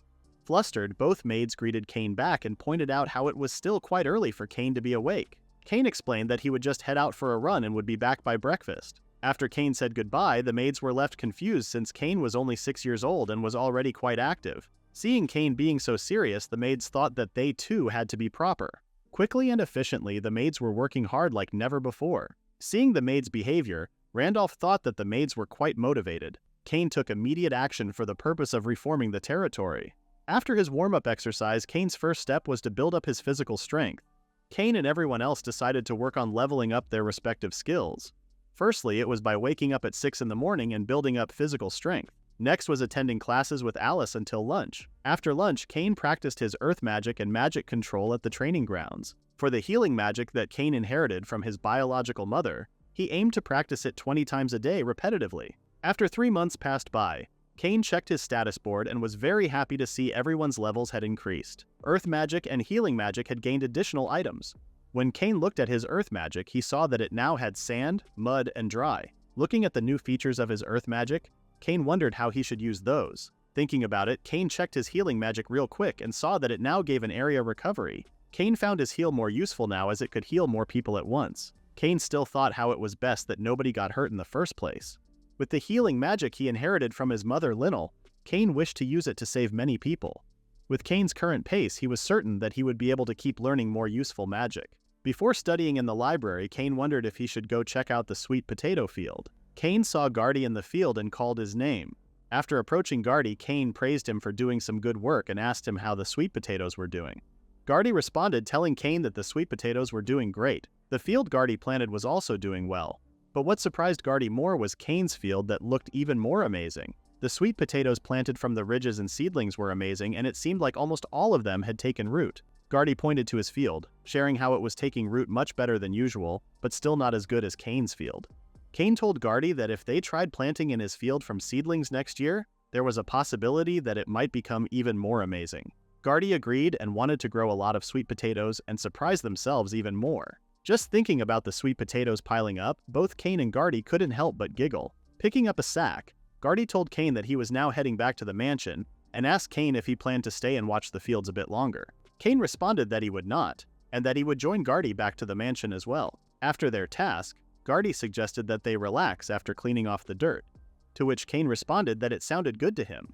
All of a sudden, Gardy suddenly stopped and his face was painted in horror. Noticing Gardy's reaction, Cain asked what was wrong. When Cain looked at where Gardy was looking, he was surprised to see the road in a mess. Gardy stated how the road leading to the mansion had become a mess because of the rain the day before yesterday. Gardy told Cain that they would need to put down some sand before the head of the Sanroze family came back. If ruts formed, the carriage might not be able to pass. Gardy apologizes to Cain and tells him that he would have to go around back and grab some sand. Gardy then asks Cain if he could make it back on his own. Cain understands and was about to head on first when he thought of using the new earth magic he just learned on the matter. Cain asks Gardy to wait and also asks him to get a board that can level the ground, something similar to a spatula. After explaining to Gardy the type of tool he needed, Gardy then left in a hurry. Now dealing with the road issue, Cain first touches the road and immediately feels how cold it is. Cain tells himself that he can handle the cold and that it is all for the sake of helping everyone. Cain then used one of his new skill features, mud. In just a few seconds, the road now looked leveled. Seeing how nice it looked, Cain wonders if it worked. Coincidentally, Gardy returns and apologizes for keeping Cain waiting. Cain welcomes Gardy back and tells him to use the magic to flatten out the road that has gotten muddy. Gardy was amazed and asked Cain if he was the one who made the road muddy. If the road gets muddy, the earth gets softer and easier to level out. Using a flattening tool, Gardy was very much impressed at how easy it was to level out the earth, much faster than usual. Hearing this, Cain thought it was good. After finishing leveling the road, Gardy stated that all that is left for them to do is to dry it out. Cain tells Gardy to wait, as he still has some of his new magic that he has learned. Chanting his spell, dry, in just seconds the muddy road had dried out. Seeing the road, Gardy was very much impressed at how fast the mud dried. Upon further inspection, Gardy became even more impressed after seeing how perfectly flat it is. With the newly fixed road, horse-drawn carriages could pass through without any problems. Cain pointed out how it still felt a bit weird seeing that only one part of the road is flat. Cain suggests to Gardy in just flattening everything out before his father, Luke, returns. Liking Cain's suggestion, Gardy agrees to it. The two work together to flatten the path to the mansion, and before even an hour had passed, the two had finished flattening out the whole road. Cain thanked Gardy as they were able to clean up the road in no time. Gardy also thanked Cain and his earth magic. Pointing out how they've gotten themselves more dirty, Gardy suggests that they go to the well together and have themselves cleaned up. Hearing that, Cain responded how it sounded good. Walking on their way to the well, Cain wonders if his father will notice, as he is a little excited. Knowing how his father usually reads documents even inside the carriage, Cain guessed that his father won't notice their work at all. Back at his study, Cain heard his name being called and asked if he was around. Responding to the call, Cain tells that he is inside and asks what is wrong. Luke wanted to confirm with Cain if he was the one who flattened out the path that leads to the mansion. Cain explained that Gardy and he were the ones who flattened out the ruts, so they wouldn't be noticeable. However, since Luke knew about the road, Cain asked if they did a bad thing. Luke tells Cain that it's alright and apologizes for startling him, reassuring Cain that it's not a problem. Luke pointed out to Cain that he did the opposite. After passing through the mansion's gate, the vibrations completely stopped, which surprised Luke and made him wonder what was going on. Luke has never seen a road so flat and beautiful before. Luke praises Cain for doing a great job, after which he then hands him his allowance. After receiving a coin, Cain thanked his father as he felt really happy for it. Cain tells his father that he will split the reward with Gardy. Luke tells Cain that he is really kind and that he would give Gardy a separate share as well, which Luke suggests that Cain use the reward for himself. Hearing that, Cain thanked his father. Later that day, Gardy thanked Cain as Gardy mentioned that he received a special reward. After several days, Cain was once again shocked to see the road become a mess of a puddle again. Even though Cain and Gardy worked so hard in fixing the road, Cain was certain that if they flattened the road like before, it would be the same again once it rains. Cain asks himself if there are better ways to fix the problem. Cain starts thinking of how people in the old days fixed the problem. An idea finally struck Cain, and he thought of just making a cobblestone road. Cain thought that it would be like old Europe, like the one he saw in a book about Earth. Since the material is just stone and dirt, Cain was certain that he could make it possible with his earth magic. Finally able to make the decision, Cain runs back to his home as he plans to write it down on paper and summarize. In Cain's cobblestone plan, he first uses stone magic to create a large amount of stones to pave the road. For the next step, he muddies the road with the mud spell to a depth of 10 centimeters. The third step is drying the mud and pointing out that the surface should be a little rough and not smooth. In the fourth step, Cain would require for the stones to not touch each other but to be spaced about 1 centimeter apart. Picking up the paper, Cain thought that what he is about to do is the least amount of effort. Thinking further, Cain realized that if he does it all at once, it would be very difficult. With that, Cain guessed he should try it out somewhere first. Cain came up with another idea of testing it out around the well. Cain ran off wanting Randolph's opinion about his plan. Cain also needed to ask Gardy for help regarding the matter and guessed that he may have to tell Gardy all about it. After handing Randolph the paper, Cain asked how it was. After confirming that Cain wrote down the plan, Cain was kind of hesitant in answering but confirmed to Randolph that he is the one who wrote it down. Randolph could see that Cain has the qualities of a feudal lord. Looking at Randolph's face, Cain could only think of how amazing his smile was. As Cain was about to express what he was feeling, he stopped as Randolph responded that he understands. Randolph tells Cain to go around the well tomorrow, as he would have to consult with Luke about the matter. Excited, Cain thanked Randolph, to which Randolph responded that it was not a problem. However, if it is according to the content, Randolph estimates that it would take around 5 days to finish all the paths in the mansion. Cain expected no less from Randolph, thinking how amazing Randolph is for being able to point it out. Cain tells Randolph that he too has the same estimated time. Cain suggests that if they increase the number of people a bit more, he is certain that they can reduce the schedule. Randolph agrees with Cain, pointing out how their policy is not to have a surplus of labor costs. Cain responds, telling Randolph that he would do his best to get a little better bit by bit. Randolph calls for Cain, sharing his thoughts of how Cain has become quite strong. Since getting injured and being bedridden, Randolph thought about how Cain had become a totally different person. Hearing this, Cain starts to worry, wondering if Randolph has finally noticed something. Bowing his head, Randolph shares how they are overjoyed at Cain's growth. Muttering Randolph's name, Cain promises to make the stone paving a success. Leaving first, Cain was now very much determined in doing his best. Cain calls for Gardy all over the place. Gardy and Cain came to the well behind the mansion, and the reason was to pave the area around the well with stones as planned. Firstly, Cain tells Gardy to mark out the area that they will be paving with stones. Using a stick, Cain drew their mark, and after finishing, he tells Gardy that they will be doing the stones. With his magic, Cain created perfectly shaped stones and piled them all together. After finishing 300 of them, Cain asks Gardy if the amount would be enough. Next in Cain's plan is turning the area around the well to mud. Cain then asks Gardy if he can arrange the stones, to which Gardy happily complies. And so Cain and Gardy repeated the process of turning the area to mud and arranging the stones. After getting about a quarter of the way done, Cain then used his dry spell for the final touches. Seeing their creation, Gardy becomes excited and tells Cain that what they did was a huge success. Finally seeing the stone pavement for himself, Gardy could now see that even if the ground gets flooded, the stones prevent puddles from forming. The water would then get absorbed into the soil through the gaps, which Gardy thought was a great idea. However, Cain finds the shapes a bit bothersome as some parts are irregularly shaped. The arrangement of the stones or the unevenness of the soil bothered Cain a lot. Gardy, who had knowledge about the roadwork, tells Cain that he didn't even notice the unevenness. From Gardy's perspective, it seemed that Cain can only cover a narrow area in a day. When paving the path in front of the mansion with stones, they might need to come up with some kind of plan. Cain agrees with Gardy and suggests that they discuss it further with Randolph. Cain also tells Gardy that when the time comes, he wants him to join in their meetings as well, to which Gardy responds that he would accept the invitation. Lydia arrives, as she finally finds Cain. Surprised, Cain was not expecting to see Lydia at the back of the mansion. Lydia explains that since Cain didn't come for lunch, she went out looking for him. Lydia becomes annoyed seeing how Cain is once again covered in mud.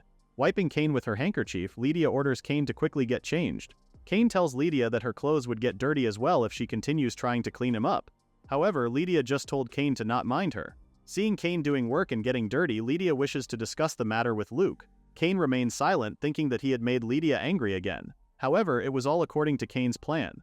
Gardy, on the other hand, also remained silent as he made a promise with Cain. After lunch, Gardy and Cain headed back to the well and resumed the work of paving the area around the well with stones. As Cain stood up, he saw Luke and Randolph approaching them. Cain could already guess that his stepmother Lydia mentioned the stone paving. This made Cain more determined to finish their work to the very end. Exhausted, both Cain and Gardy were finally finished in making the stone pavements. Gardy praises Cain for finishing the task. Cain tells Gardy that it was a good thing that they were able to finish the task before dinner time. Seeing Luke and Randolph's expressions at his work, Cain wondered if the presentation went well. Returning to his home, Cain was summoned. Luke then tells Cain that he would officially ask Cain to pave the path to the mansion with stones. Cain looked very confused and clarified if he is being given a job. Luke already heard the explanation from Randolph and finds the stone paving quite amazing. With that, Luke thought that they won't have to worry about mud anymore even on rainy days. Cain thanked Luke for the praise. Cain becomes excited as he finds the job assigned a new opportunity for him to practice earth magic even more. After paving the path to the mansion, Luke wanted to assign another task to Cain, but then thought that it might be too much for him to ask. Randolph suggests to Luke to talk about the matter to Cain first. Luke had the same thoughts, but he was still worried since the plan he had in mind was pretty reckless. After a back-and-forth whispering, it made Cain even more curious. Driven by curiosity, Cain spoke up and wanted to at least hear his father's proposal. Cain was shocked when Luke shared his thoughts with him, wanting for Cain to pave the main street of the town with stone. What added more pressure is that Cain must finish it within 2 months. From what Cain could recall, the area he would be working with is about 1 kilometer long. At that rate, Cain was certain that it would take him about a year to finish. Luke's budget for the task is around 200 gold coins. Hearing this hastening decision, Cain asked if something was about to happen in 2 months' time. Luke responds that there isn't, and states that the plan he proposed is not really realistic. Having the path to the mansion paved is already enough for Luke, and he tells Randolph that they may have to give up on the idea of having the main street be paved. Although the idea is unrealistic, Cain still saw it as his great opportunity. Cain knows that rebuilding the main street is a large project, and yet he calls for his father and agrees in doing it. Cain's response surprised Luke and made him want Cain to understand the load work he'd have to do. Cain already has something in mind and thinks that if they increase the number of people, he is certain that the task is possible. Cain promises to come up with a plan to finish the stone pavement quickly. Listening to Cain, Luke eventually agrees and decides to leave the matter to Cain. Luke reminds Cain to not overdo the work. Cain agreed and then left the room. Having a big job entrusted to him, Cain became really excited and was determined to have it done. Luke then orders Randolph to cooperate with Cain, to which Randolph responded that he would. The next day, Cain's enthusiasm was slowly being changed by the pressure of the task. A huge amount of money is involved, as well as the number of people. Cain wonders if he could even succeed with the job. Peeking into the room, Cain was puzzled seeing Alice inside and wondered if there were classes for the day. The instructor was very pleased and told Alice that she was correct. The instructor was happy to see Alice grasping the technique after using the abacus. Staring at his big sister, Cain thought how it felt great seeing someone smile because of his magic. Cain wanted the people of the domain to be happy just like his big sister. Cain then tells himself that he shouldn't be discouraged and is now even more determined to make his plan succeed. Cain enters the room apologizing for having the two wait. Cain explained yesterday's work to Randolph while drawing it out. Gardy also shared with Cain about the tough parts of yesterday's work. Cain added things like how it allows them to line the stones up straight. Randolph shares his thoughts and believes that it would be tough to finish the task in 2 months unless they have assigned a pretty large number of people. Randolph then points out that 70% of the premise relies on Cain's magic. As Randolph was about to say something else, Cain interrupts him and reassures Randolph that it is fine. Although lining up the stones is tough, Cain plans to make it easy using his magic. However, Randolph in response tells Cain that the matter is not that simple. The mood became dampened after Cain faced the hard reality. Gardy spoke up and admitted to Cain that he does not understand magic. Since Cain is using magic to make stones and turning earth to mud while the rest of them line them up, Gardy asks Cain if he can directly change the earth to stone with magic instead. This idea surprised Cain and he thought that it was a really great one. To begin with, magic is all about the image, and if Cain could solidify the image before using magic, then he is certain that he would be able to do it. Cain praises Gardy for giving him such a bright idea. Wanting to try it out right away, Cain wanted to practice it outside first, since it would be bad if they fail right away. Cain wanted to start by practicing on a small scale and gradually expand it. Cain then asks for Gardy to draw him a few squares for him, to which Gardy agrees. In the meantime, Cain has to prepare the magic he is about to use. Focusing on circulation, Cain thought that with the range he was given, he needed 81 stones and assumed that it would need 10 meters between each stone. To be safe, Cain plans to circulate about 100 magic powers, including what's needed for control. Since it is a first for Cain to circulate a large amount of magic power at once, he is having a little difficulty in gaining control over it. As Cain continues to focus, he then puts his palms onto the ground and then chants, "Follow my will and take form, stone." With his magic going to the ground and forming all stones, both Gardy and Randolph were just speechless after seeing Cain's work. From Cain's observation, he was able to somehow turn it into stones, but there are still gaps. For Cain's first try, Randolph tells Cain that it was a wonderful result. However, Cain was not pleased since the stone's unevenness isn't consistent, and the gaps between the stones aren't consistent as well, making them not pretty to look at. Cain wonders how he could fix such a problem. Randolph suggests to Cain to draw lines to make it easier to visualize or something similar. Hearing that, Cain thought that it was a great idea. After Gardy lays out the outline, Cain uses his stone magic again and was very pleased with the result, as he could see that there are no longer any gaps. Cain wondered if it was because it's easier to visualize with the lines, but Cain then notices that the area where the lines are curved is not lined up neatly and is distorted. Hearing Cain encounter another problem, Gardy tells himself that as someone who has no knowledge about magic, he remembers that multiple companions of his who could use magic all chanted the same magic and caused similar phenomena. However, there was no one like Cain who could alter the magic. Cain came up with another idea, planning on using a board as a ruler to draw a straight line. Thinking that the idea might be good, Cain then took out a board and put it on the ground. No matter the situation, Cain and the others never stopped being resourceful and imaginative, which eventually led them to find a new path. Seeing Cain, Gardy couldn't deny how amazing of a person he is serving. Believing in the saying "third time is a charm," Cain casts his stone spell. Meanwhile, Luke asks Randolph if the path to the mansion is done already. Randolph responds that it is, and that they are currently at the final stage of adjustment. Randolph really wanted for Luke to see the final output of the stone pavement. Cain was surprised to see his father. When Luke asked what they were doing, Cain explained that he was about to pave the area with stone cobbles, and asked for his father to just watch. Chanting the spell, "Follow my stones and shape them stone," Cain proceeds to say the enchantment multiple times until he finishes filling the outlines with stones. Seeing the final work, Cain was very pleased that they were able to succeed. Randolph then tells Luke that if they were to assign the ridiculous task to Cain, he may be able to pull it off. Now Cain's next task is paving the main street. The citizens were surprised to see the feudal lord's children walking around. Alice tells Cain that he can't be apart from her because he would get lost right away. Listening to Alice, Cain could only laugh. Today, Cain had to come for a preliminary inspection for the Higashitami North plan on Main Street.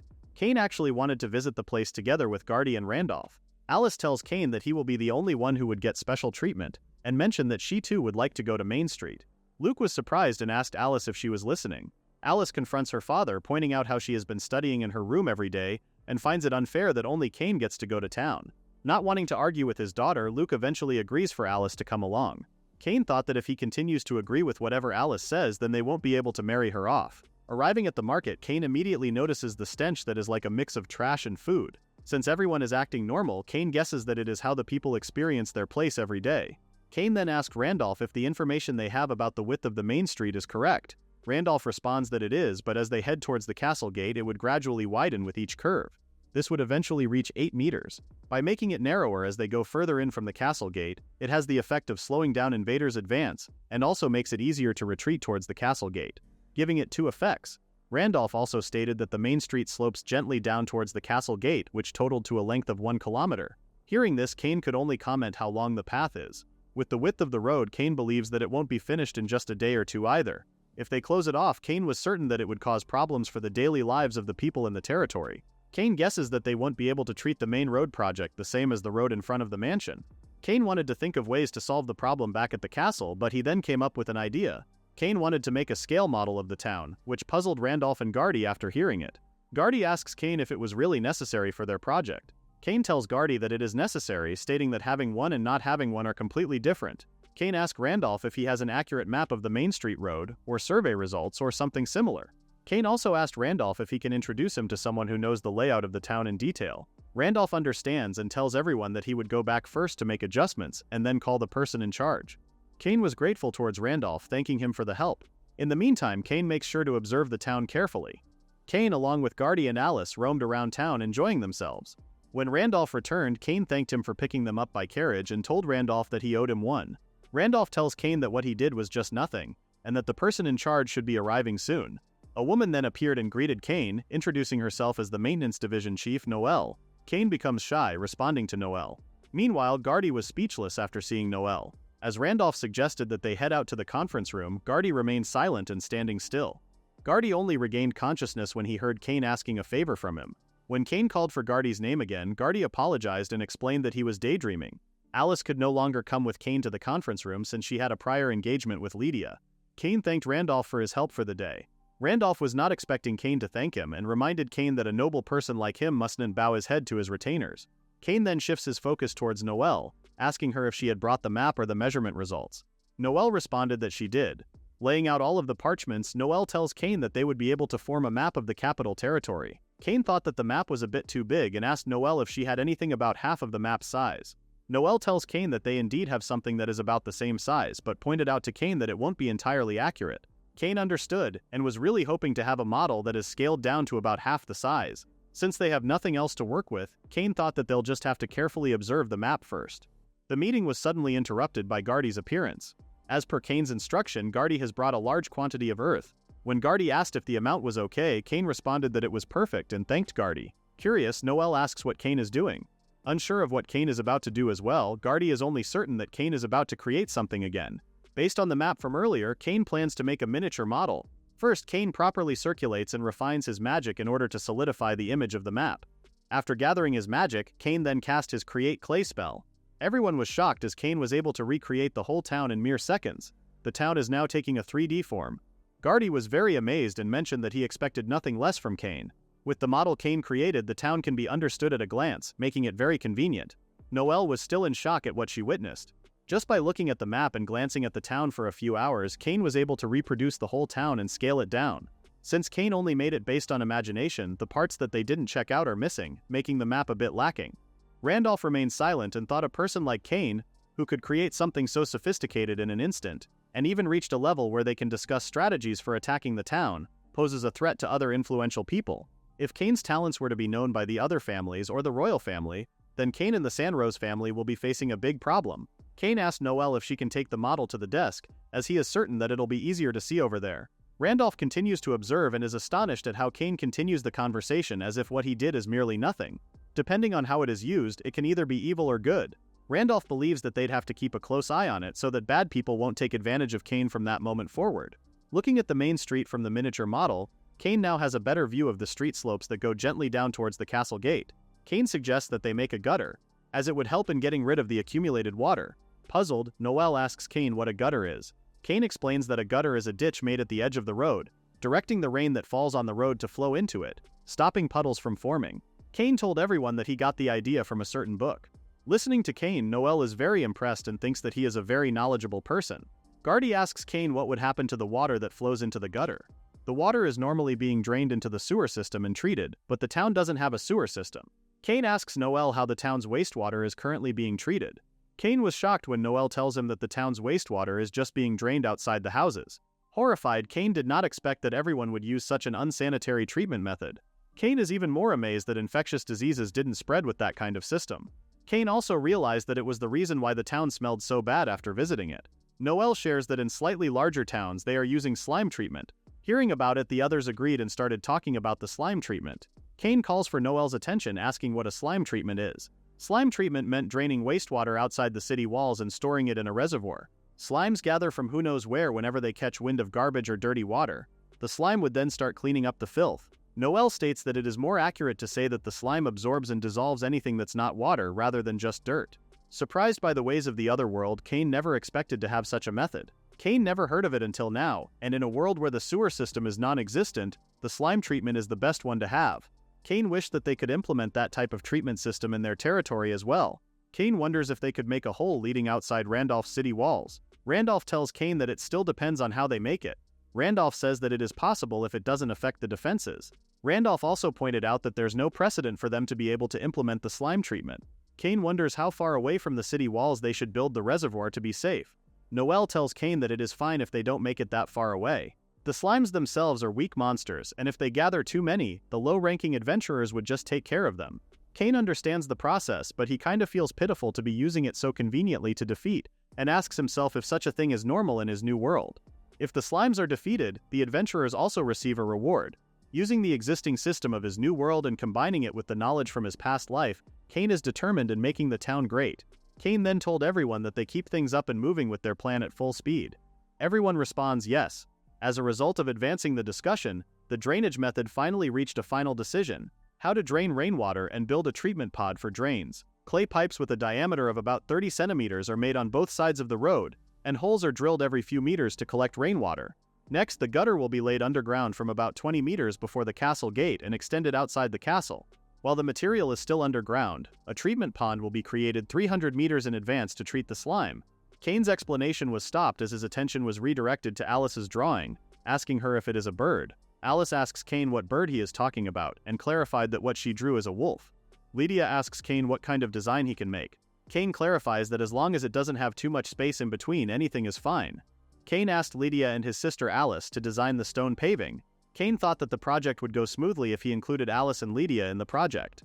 It was also decided to add a picture to a part of the stone paving to make it visually enjoyable. Wanting to think about the design more, Lydia asks for Cain to give her about 2 or 3 more days. Cain is certain that by assigning the task to Lydia and Alice, the design would come out as gorgeous. And then Cain and the others plan to pave the main street with stone, with road closures for 30 minutes each at noon and in the evening. The reason is that if it's only about 30 minutes, it is easier to get the understanding of the people of the village. However, Cain still needed to do the task quickly so that they don't disrupt everyone's daily life. While Cain is gathering his mana using recycling, Gardy calls for his attention and tells Cain that they've finished drawing the lines. Receiving the signal, Cain then placed his hands onto the ground, chanting his stone spell. The people were amazed to see the road now covered in stone pavement. While the citizens are left confused and curious, Cain suggests to Gardy that they get things going. Step by step, Cain used his stone spell to create the stone pavement pathway. Randolph then informs Cain that it had been 30 minutes already. Cain was surprised as he didn't expect the time to fly by so fast. As Cain stopped working, he received praise from Randolph for a job well done. The citizens were more intrigued by Cain's work, thinking how it was really easy for them to walk on. Even a man thought that if they take the stone path, they won't get dirty with mud even if it rains. Cain left happy seeing the citizens smiling at his work. Cain felt good seeing how happy the citizens were with their project. Cain was now more committed to finishing the stone pavement and told everyone that they must keep working hard that evening as well. And so the construction of the stone pavement plan progressed. At the same time, the drainage construction was also being carried out. As for the stone pavement design, Lydia and Alice's design had finally been decided. It was decided that the stone pavement would be arranged with a grass and flower design, using the full width of the road at 100-meter intervals. The design chosen was lilies, sunflowers, ginkgo leaves, and maple leaves. With that design, Cain believed that the road would look a lot more vibrant. The citizens started to interact with Cain, thanking him for his work again. Seeing Cain working hard made the citizens feel like they also had to work as much as their leader. Others also praised the stone pavement project and how it really helped them in their daily lives. Seeing Cain working on his project again, kids immediately ran towards him, wanting to watch his magic. Seeing Cain cast his stone spell, the kids became intrigued by Cain's magic and started copying him. A woman approached Cain, asking Cain and the others if they wanted to try out their skewer services. Cain happily accepted and thanked the woman. Witnessing everything, Randolph thought how wonderful it was to see how Cain could strengthen their relationship with the people of the territory through the construction project. A month and a half passed by, and Cain finally finished their stone pavement project. Everyone rejoiced, seeing the whole main street now looked much better because of the stone pavement project. A man approached Cain, telling Cain how the road was now much easier to peddle with their goods, a truly big help for merchants, and thanked Cain for it. Cain was now surrounded by the citizens, receiving thanks left and right. To celebrate the success of Cain's project, people all around threw flower petals from above, showering Cain with not only flowers but also words of thanks. Cain could no longer hide his happiness, smiling to everyone around. Cain told himself that he was no chosen one, but that the reason he was leading was because his magic had made everyone become happy. Cain was now glad that he had received earth magic. Seeing the stone pavement project for himself, Luke told his servant that the path was finally finished, and how the people in the territory seemed to look very happy, which Luke found wonderful. Luke had never seen cobblestone roads before, not even in the royal capital. Luke was certain that Cain's project would make waves, and that people would surely come and visit from outside the territory as well. Luke suddenly came barging in, informing everyone of terrible news and that his father-in-law would be coming to visit for an inspection. Lydia, Cain, and Alice, who were just playing cards, were left speechless and puzzled. The Earl of Shields from the neighboring territory is Lydia's father and is also Luke's foster parent, as well as father-in-law. Cain had apparently met the Earl as well when he was around 2 or 3 years old. However, Cain has no recollection of it. Seeing his father's reaction, Cain assumed that Luke does not have a very good relationship with his father-in-law.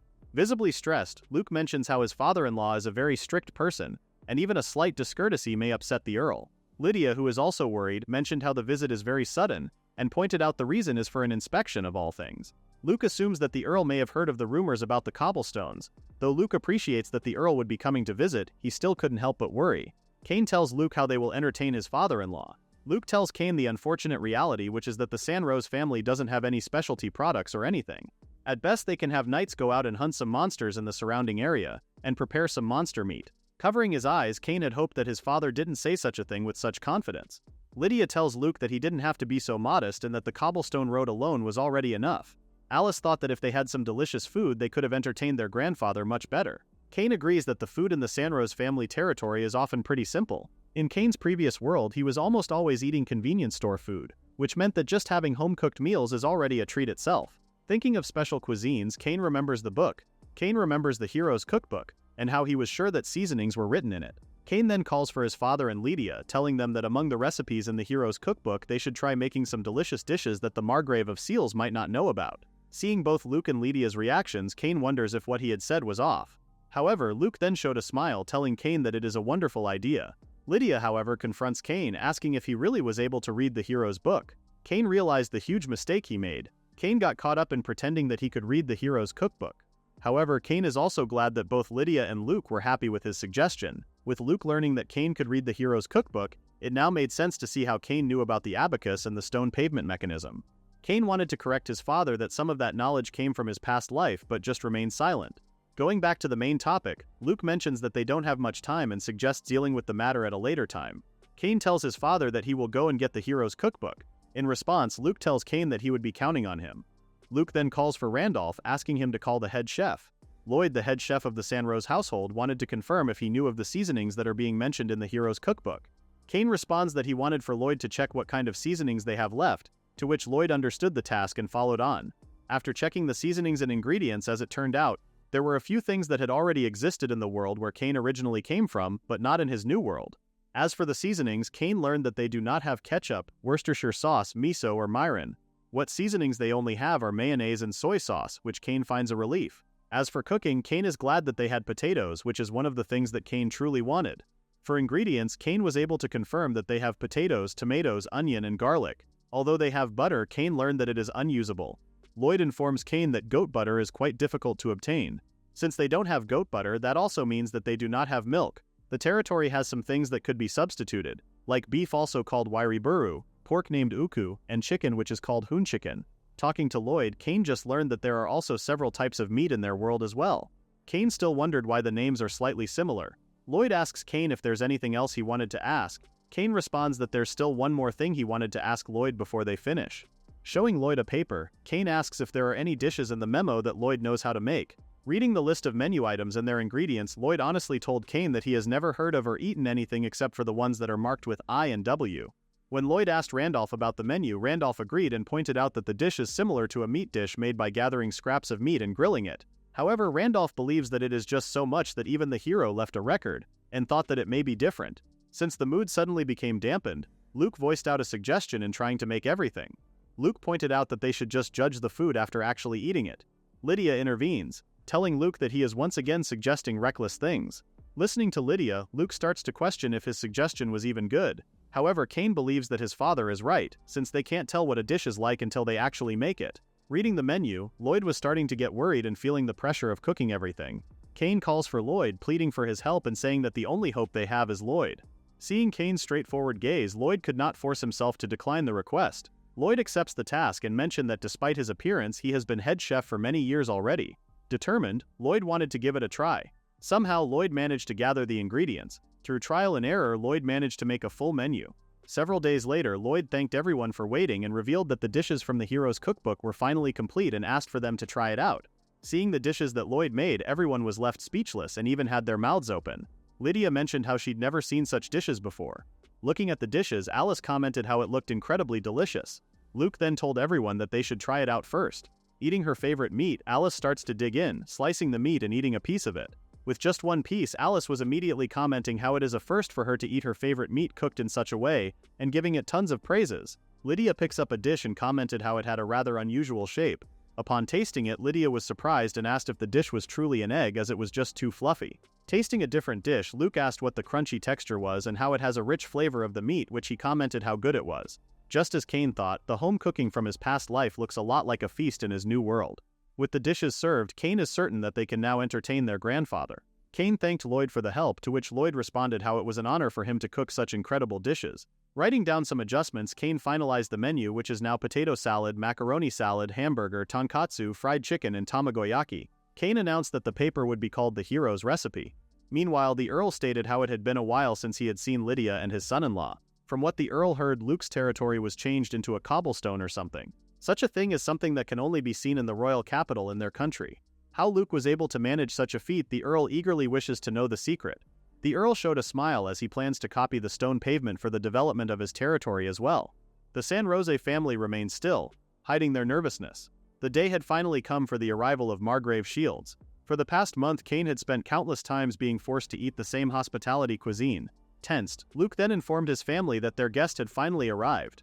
Meeting Margrave Shields, Luke thanked the Earl for taking the trouble to visit them, despite the long journey. Margrave Shields also thanked Luke for coming out and greeting them. Shifting his attention to the kids, the Earl showed them a soft smile. Seeing how the two had grown so much, the Earl first mentioned Cain, stating how he had become a fine young man.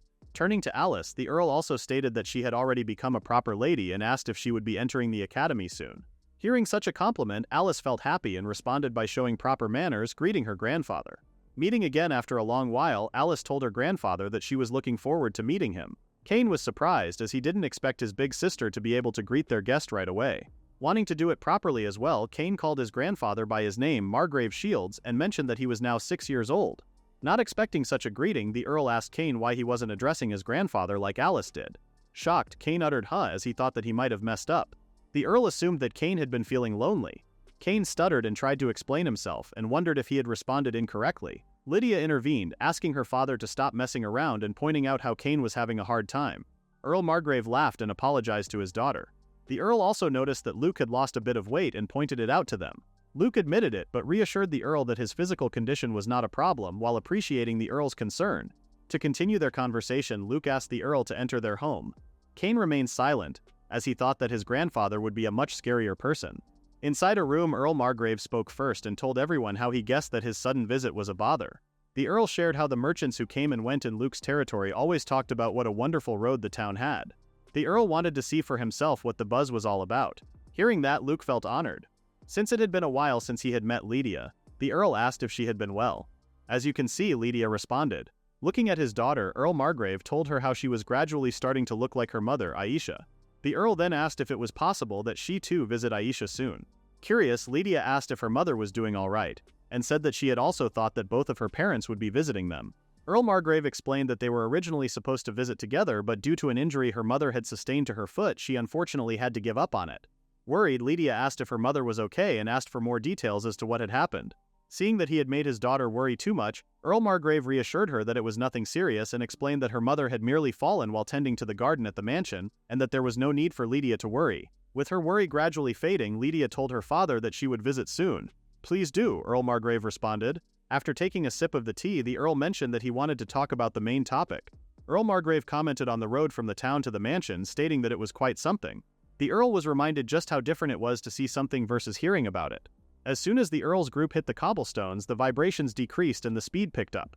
The Earl also noticed how the road's surface was differentiated, making it seem easy for carriages to travel on. What pleased the Earl more was how clean the street was. Luke thanked the Earl for his praise and shared that after designating passage areas based on color differences, carriage-to-carriage accidents had also decreased. The cobblestone design was conceived by both Alice and Lydia, Luke said. Luke also shared that the road had become very sanitary because of the people in the territory who had been voluntarily cleaning it. Cain thought that it was just how it was, as due to the cobblestone effect, every day there were more volunteers cleaning, mainly around the shops along Main Street. Before the road had cobblestones, there used to be trash and horse droppings even during the day, but after the cobblestones were added, all of it has completely disappeared. Cain thought that such an act was very great, but he still wondered why the citizens had started cleaning.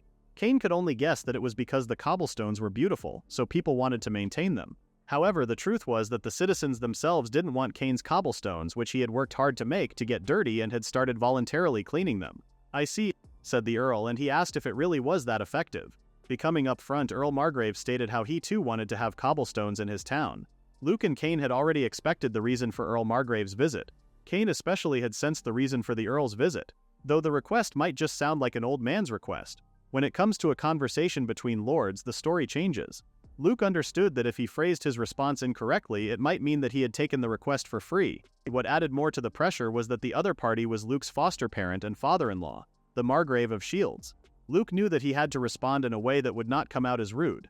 Cain stayed silent, worried about his father's situation. Luke responded and told the Earl that he understood what his father-in-law was asking. Since the Earl was willing to make a request, Luke promised to do their best to meet the Earl's needs. After Luke responded, another silence seeped in. If it was something on par with the cobblestones in Luke's town, the Earl mentioned that he would like to commission it. The Earl then asked Luke about the conditions and the time frame. Caught off guard, Luke immediately called for Randolph and asked that he bring the item. "Yes, my lord," Randolph responded. Cain felt a slight relief as it looked like things were going well and believed that all the times they had practiced as a family had paid off. After seeing the model, the Earl had nothing but praise. It was then explained to the Earl that when laying the cobblestones they would first have to create a model similar to what was shown. It was also mentioned that the duration would be over 2 months, and the budget would be 500 gold coins. Cain wondered how things would turn out, as the requested amount was 25 times what it had been when he did it. After reading the terms, the Earl told Luke that he understood the details and would like to commission it right away. Except for Alice, everyone else was shocked that the Earl accepted such terms. Seeing their reaction, the Earl asked if there was something wrong. Luke was surprised and responded that there was none, and promised the Earl that they would take care of it right away. From what Cain understood, there would normally be haggling over the price, but he never expected the request to come without any negotiation. Cain expected nothing less from his grandfather and guessed that when there was money, there was power as well. The more Earl Margrave looked at the model, the more magnificent it became. Curious, the Earl asked who had made it. Since the Earl was asking them directly, Cain wondered how much information his grandfather had. Luke then shared that it was Cain who had done the construction using earth magic. The Earl was surprised as he didn't expect that it would be Cain. The Earl was also amazed that it was his very own grandson who had made it. Luke asked the Earl if they could discuss more of the details after dinner. The Earl agreed, as he too believed that hastening anything would waste their efforts. Lydia told her father that they had prepared a room and suggested that he rest for a bit, as she would show him the way. "All right, thanks," said Earl Margrave. Inside the room, Lydia begged her father not to bully Luke too much. Earl Margrave laughed and apologized for his actions, explaining that he merely wanted to tease his son-in-law after not meeting for a while. Earl Margrave also noticed and told Lydia that she had been practicing a lot. Already expecting that her father would see right through her, Lydia told the Earl that her whole family had worked very hard. Meanwhile, Luke felt very exhausted after the negotiations. The Earl told Lydia that he found pleasure in the way her family got along so well, and he also found relief that Luke had grown. Earl Margrave then turned serious and told Lydia that the town model that was shown was dangerous, and asked if there was anyone else who knew the details. Lydia turned serious as well and responded that as far as she knew, it was still just her father. Lydia also had put a gag order on the family. The Earl pointed out that it could be considered treason if handled poorly, and suggested that she be extremely careful. Lydia understood her father's worries and thanked him, appreciating his concern. Changing the topic, the Earl asked Lydia if she would be alright at tonight's dinner party. The Earl remembered that the last one they had was pretty simple. Lydia reassured her father that she was alright and promised that the dinner the Earl would be having tonight was special. Lydia shared with her father the menu for the dinner party, which featured dishes based on the recipes of the hero. Shocked, the Earl asked if what he had heard was the truth, about making dishes based on the hero's recipes. Lydia laughed and told her father that she would share more of the details after dinner. When it was finally time for dinner, the Earl felt marvel, as it was a first for him to see dishes that were from the hero's cookbook. Tasting his first dish, the Earl sliced meat and took a bite. The Earl's eyes widened, wondering what he had just tasted, as it was simply really delicious. Tasting another dish, the Earl was once again full of praise and even commented that it was the best egg dish. Seeing how pleased his father-in-law was, Luke offered to give today's recipe, as he too wanted Aisha to try them as well. Shocked, Earl Margrave asked if he was serious. The Earl told Luke that it was very kind of him and was certain that Aisha would be delighted to taste them. Both Cain and Lloyd were happy, as the hero's recipes were a huge success. In the end, the Earl ate 3 extra servings of the egg dish, and the discussion about the cobblestones also made rapid progress. The next day, the Earl stated that to pave their territory with stone, they would need Cain and the others to stay for several months. Lydia was fine with it and mentioned that she had already told Cain about it. When that happened, Lydia would be accompanying them as well. The Earl felt reassured and guessed that they would need to make various adjustments, after which the Earl asked Lydia to do it after the new year. As for the other conditions, Earl Margrave stated that he would need to discuss them with the bureaucrats and planned to discuss the results when Lydia visited their country. "Understood," Lydia responded. Turning his focus onto Cain, the Earl winked at him and mentioned that he would be counting on him. Yes," said Cain. When the Earl finally took his leave, the Sanroze family waved at them before letting out a sigh of relief. Luke stated that he had managed to get through it without any major faux pas. Seeing her husband's worried look, Lydia guessed that he was tired. Cain thought that his grandfather, Marquis Shields, was a man with a strong personality. The tension dissipated all at once, and Cain now felt sleepy. The cobblestone plan they had agreed on could now proceed smoothly, which made Cain think that he should start practicing his magic and all. For the time being, all Cain wanted was just to take a break. Laying on his bed, Cain thought that napping was the best. Days passed after Marquis Shields returned. As Cain wondered what he would be doing for the day, he decided to visit the archives. Lately, Cain and everyone else had been busy with road maintenance and hospitality preparations, which resulted in him having no time to read the hero's tome at all. With Cain able to free up some time, he wanted to continue reading the book, as he was certain that there were lots of important things written in it about their world and its magic. Hearing noise inside, Cain grew curious and took a peek. What Cain saw was Lydia laughing with their maids. "Oh my," says Lydia after spotting Cain. Lydia reminds Cain that he has to knock before entering a room. Realizing his mistake, Cain apologizes. Lydia shows that it doesn't bother her that much, but asks Cain that he be more careful next time. Seeing how jolly his mother is, Cain asks if something good happened. Still laughing, Lydia asks Cain if it was really that obvious. Lydia shares how she got a letter saying that everyone is coming home for New Year's this year. Checking the letter for himself, Cain learns that it was from their eldest son, Arthur. What was written is that all 3 of the elder siblings, Arthur, Benjamin, and Chris, will be spending New Year's together at the Sanroze household. Although Cain doesn't have any recollection of his elder brothers Arthur and Chris, he is still pleased to hear that they will be coming back. Cain feels excited just thinking that the 4 Sanroze brothers will finally be together. Lydia also mentions that news of the cobblestone roads of the Sanroze territory has reached the royal capital, and that it was also written in the letter.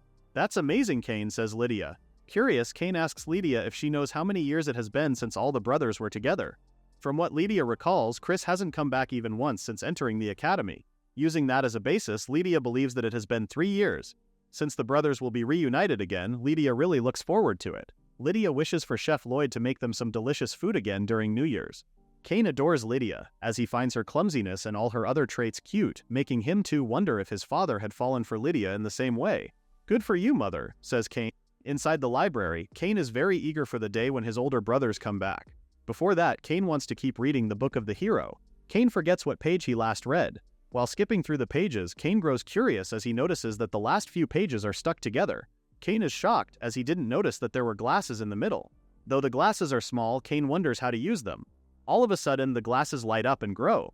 Cain is amazed as the glasses are now at a wearable size for him. This makes Cain wonder if the glasses have been enchanted with size adjustment magic. The moment Cain puts them on, he is surprised when he sees a screen in front of him. And shown on the screen, it thanked Cain for accepting the gift and now explained how to use the glasses. Cain confirmed his theory when it told him that the glasses were enchanted with the magic of magnification and reduction. When not in use, the glasses shrink. When they are being used, they will grow enough to fit the user's size. The glasses Cain stumbled upon can use the analysis skill. It was explained to Cain how to use the glasses, and that is by putting the object he wanted to analyze in his field of vision and just saying analyze.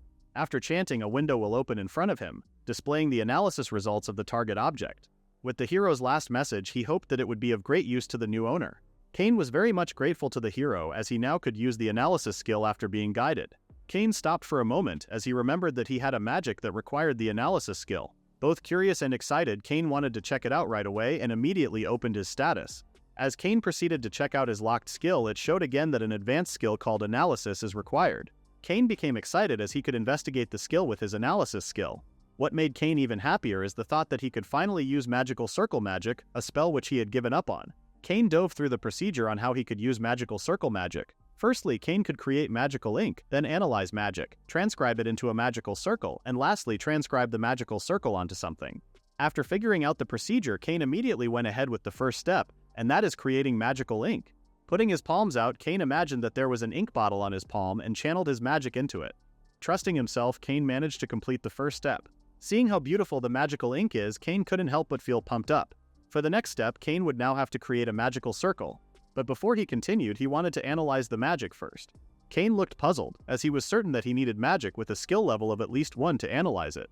Cain saw that the magical array or circle magic is level 1, and he felt frustrated since he knew that if it went down by more than 1 it would become 0, which is basically unusable. From the looks of things, Cain thought that he had no choice but to wait for the skill level to rise gradually. Cain's attention was drawn to the light that was coming from the magical lamp. Seeing the lamp, Cain wondered if he could analyze that as a last resort. When Cain used analysis, he was shocked when multiple windows suddenly appeared. Lots of unknown symbols appeared, making Cain wonder if it was an analysis of magic. Cain also wondered if he was supposed to use Create Magical Array after getting it into such a state. With curiosity getting ahead of him, Cain decided to try casting it. After chanting Create Magical Array, another symbol appeared. This made Cain even more curious, and he wondered if it was the magical circle of the magic lamp. Cain continued to use the analysis skill. Another window hovered over the symbol and stated, "Of daily life magic, the magical circle of light." Cain wondered why he was able to analyze it despite being a low level, and also wondered if light doesn't have a level at all. What made Cain more curious is the daily life magic being stated, as he had no clue what it meant. Not wanting to dwell on that any longer, Cain shifted his focus to things he could do, and that is the light magical circle. Cain decided to try copying it onto a parchment. After preparing the items that he needed, Cain hoped that his experiment would go well. Cain cast Magical Circle Transcription. Cain was caught off guard when the magical ink suddenly shook. Seeing the ink move on its own and creating a magic circle, Cain was nothing but amazed. Now with the magic circle finished, Cain was very happy that it worked and that he could now finally use magical circle magic. Wondering how he was supposed to use the magic circle, Cain once again used analysis. From there, Cain learned that he could use it by touching the magical circle of light from domestic magic and channeling his magic into it. Cain really wanted to thank the hero, as the glasses he gave which allowed Cain to use analysis proved to make things more convenient. Trying the spell out, Cain touched the magical circle and channeled his magic into it. The magic circle gradually vanished and turned into an orb. Cain couldn't hide his excitement and joy at being able to use light magic. Out of nowhere, a window appeared, which confused Cain. When Cain finally noticed a triangular-shaped icon, he clicked it and saw that the magic circle was in there. Seeing the light magic circle, Cain was yet again amazed and wondered if it was possible that he could stock the magic circle he had created. It made Cain want to collect various magic circles. Now, Cain then thought that if he stocked it and transferred it to an item, he would be able to create a sword that emits fire, or a staff of ice, or something similar to that. With many possibilities going through his head, it made Cain think that if his ideas were true, then he could essentially use all kinds of magic. That's the strongest, isn't it? Cain thought. Cain was now even more amazed at what he had stumbled upon. as he now believed that he had opened a door to more possibilities and might possibly even expand further. Having a lot to do is exciting, said Cain. Unable to control his emotions, Cain ended up dancing. Meanwhile, Alice was looking for Cain, as it was almost time for dinner. When Alice finally found Cain, she was too shocked to react upon seeing him dance. Cain became embarrassed when he also saw Alice and froze. When construction of the cobblestone road started, people flocked around as they were very intrigued with how it was being worked on. Using his earth magic stone, Cain easily made the items they needed for the road. The crowd cheered as they all felt amazed seeing Cain's magic, and it didn't matter how many times they had seen it. Grateful, the citizens thanked Cain. Let's do it again, says Cain. Upon hearing his brother's name, Arthur Sanroze, the eldest of the Sanroze children, asks if it is really his brother. Chris Sanroze, the third son of Luke, was also present and was speechless with what he had witnessed. Arthur finally sees his little brother after a long time and guesses that he has grown up a lot. Chris wondered how many years it had been since he last saw Cain. Chris asks Cain to confirm if he still remembered him. Chris shared how their mother instructed him not to disturb Cain, so the two siblings didn't get to play around that much. Now that Cain has all grown up, Chris tells his brother that they should get along moving forward. Stuttering, Cain responded, yes. Cain never expected that his older brother would act in such a way to the point that the two are so close. Benjamin told his two brothers that they are getting a bit too close and that Cain's getting flustered because of them. Arthur understood and suggested that they continue the conversation more at the mansion. Curious, Chris asks Cain how he would be getting back. Cain responded and told Chris that Randolph would be coming and would be picking him up soon. Cain shared with his brothers how he was just making cobblestones with Gardy and the others. Chris was amazed when he heard Cain mention what he was doing. Chris remembered that when he was about Cain's age, he was only practicing his swordsmanship. Looking closer at the stones, Arthur asks to confirm if Cain really made all of the cobblestones. Intrigued, Benjamin knocked on the stones and was surprised with what Cain had made. Benjamin knew from their mother's letter all about the cobblestones. What surprised Benjamin is that Cain only learned how to use magic a year ago, but he can now do such an advanced spell. Just as Benjamin had thought, his younger brother is truly interesting. Remembering the training lessons he had with Benjamin, Cain felt nervous and thought that the presence of Rasetsu is being embodied by his brother. Aside from the cobblestones, Arthur was also pleased to see that the people of the domain are happy and wondered if they had always been that lively. Because of what Cain achieved, all of his elder brothers were amazed and proud of him, even calling him a genius. Cain was starting to get even more embarrassed because of his brothers pouring him with praise. Seeing how Cain now looked troubled, Randolph tells the older brothers that if they praise Cain more, then he would pass out. Randolph calls the three young masters and suggests that they just leave it at that. Arthur, Benjamin, and Chris responded in sync, "Stop calling me young master already." Everyone in the town cheered and laughed after seeing the siblings. A townsfolk mentioned that the two siblings are still as close as ever. Curious, a girl asked if the three over there are siblings. The people around continued to welcome the siblings. Cain was amazed to see how popular his siblings are. Randolph tells everyone that it is time for them to head back to the mansion and asks that they board the carriage. When everyone finally returned, Lydia was the first to greet them, welcoming them back. Randolph informs the children that his master is waiting for them in the reception room. Alice approaches Benjamin and welcomes him back to their home. Benjamin responded, telling Alice that he is now back and how she looked a bit taller than she was a year before. "Really?" Alice responded. Arthur joins and was surprised to see how big Alice had grown after a long time. He also praises Alice, telling her how beautiful she had become since he last saw her. Chris also approaches Alice and tells her how she has become more mature. Being poured with praise, Alice felt elated. Seeing Alice's reaction, Cain thought about how both his mother and sister looked happy. Luke welcomes his children and also felt great that they've returned. Luke guessed that everyone is all tired from their long journey and told them that they can first rest. During their joyous conversation, Cain sees how his father looked really happy as well and how he really loves his family and their closeness. After dinner, Luke called the three of Cain's brothers to the study and it looked like they were going to discuss something important. Now that Cain has some free time, he decided to read the Book of the Hero in the library. Reading through the pages of the book, it made Cain really want to build a sewer system. Cain also thought about how it is necessary to make the toilets flushable and also expand the castle walls. After that, Cain wondered if baths should be next on the agenda. Cain heard a knock and asked if someone was outside. Cain saw that it was his brother, Chris, who called out to him. "Oh, you're here," says Chris. Cain asks Chris if there is something he can do for him. Chris mentions how his brothers and the others are calling for him, so he would have to leave right away, in which he asks Cain if he could visit his room. Cain agreed but wondered what was going on so suddenly. Looking around, Chris noticed that there are tons of books around and was amazed that Cain reads all of them. Chris shares how he wasn't really good at reading books, so he rarely reads. Chris also shares how he tried going to the library but it still didn't pan out. Cain tells Chris that he will clean up right away and hopes that it would not be a scary story. Outside, Chris informs Arthur that he has now brought Cain. Cain didn't expect how private his brother is, as siblings aren't even allowed to enter without permission. Hearing his brothers outside, Arthur gives them permission to enter. "Excuse me," say Cain and Chris. Inside the room, Arthur is sitting down while Benjamin is standing. Arthur was glad that Cain agreed to come and explain that he called him because he wanted to talk to him along with his other siblings. Arthur thought that it was still too early, but Benjamin reassured him that it was okay. Curious, Cain asked what was going on. Arthur assumes that Cain is already aware that their family is a Viscount family and asks if he is correct. Cain nodded in response. Arthur mentions that there are 4 boys in their family, which includes Cain. Arthur tells Cain that he will be frank and asks if he wants to become the legitimate heir. Cain was caught off guard since his brother is asking something outrageous out of the blue. The legitimate heir is the one who becomes the successor to the Lord. In other words, the brothers are asking Cain, the 4th son, straight out if he wanted to become the Lord. Cain was surprised by the sudden question, but his answer had already been decided. Cain tells Arthur that he didn't want to become the next Lord. Cain clarified that if he can help his elder brother Arthur even a little with the development of the territory, then he wouldn't wish for anything more. Benjamin smiles and tells Arthur, "See, just like I said."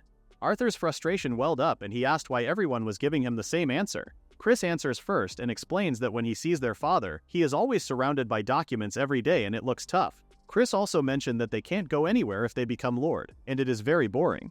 The brothers had the same thought. Arthur didn't want to think about it longer, but since Cain is already present, he wanted to ask again.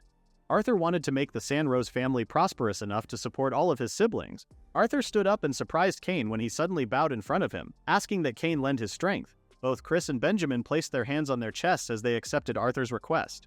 Confused, Cain decided to put his hand on his chest and also agreed to help.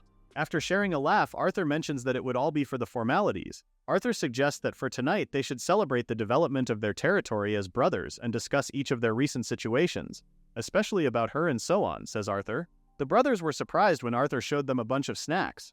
Arthur suggests that they start the conversation with Chris. Surprised, Chris asks why it was him first. Benjamin made it clear that nothing is going on with him. Going back in time after dinner while Cain was still in the library, Luke thanks everyone for their reports. Luke wanted to ask one more favor from them. With what everyone knows, Luke pointed out that after the baptism ceremony, Cain seemed a little different.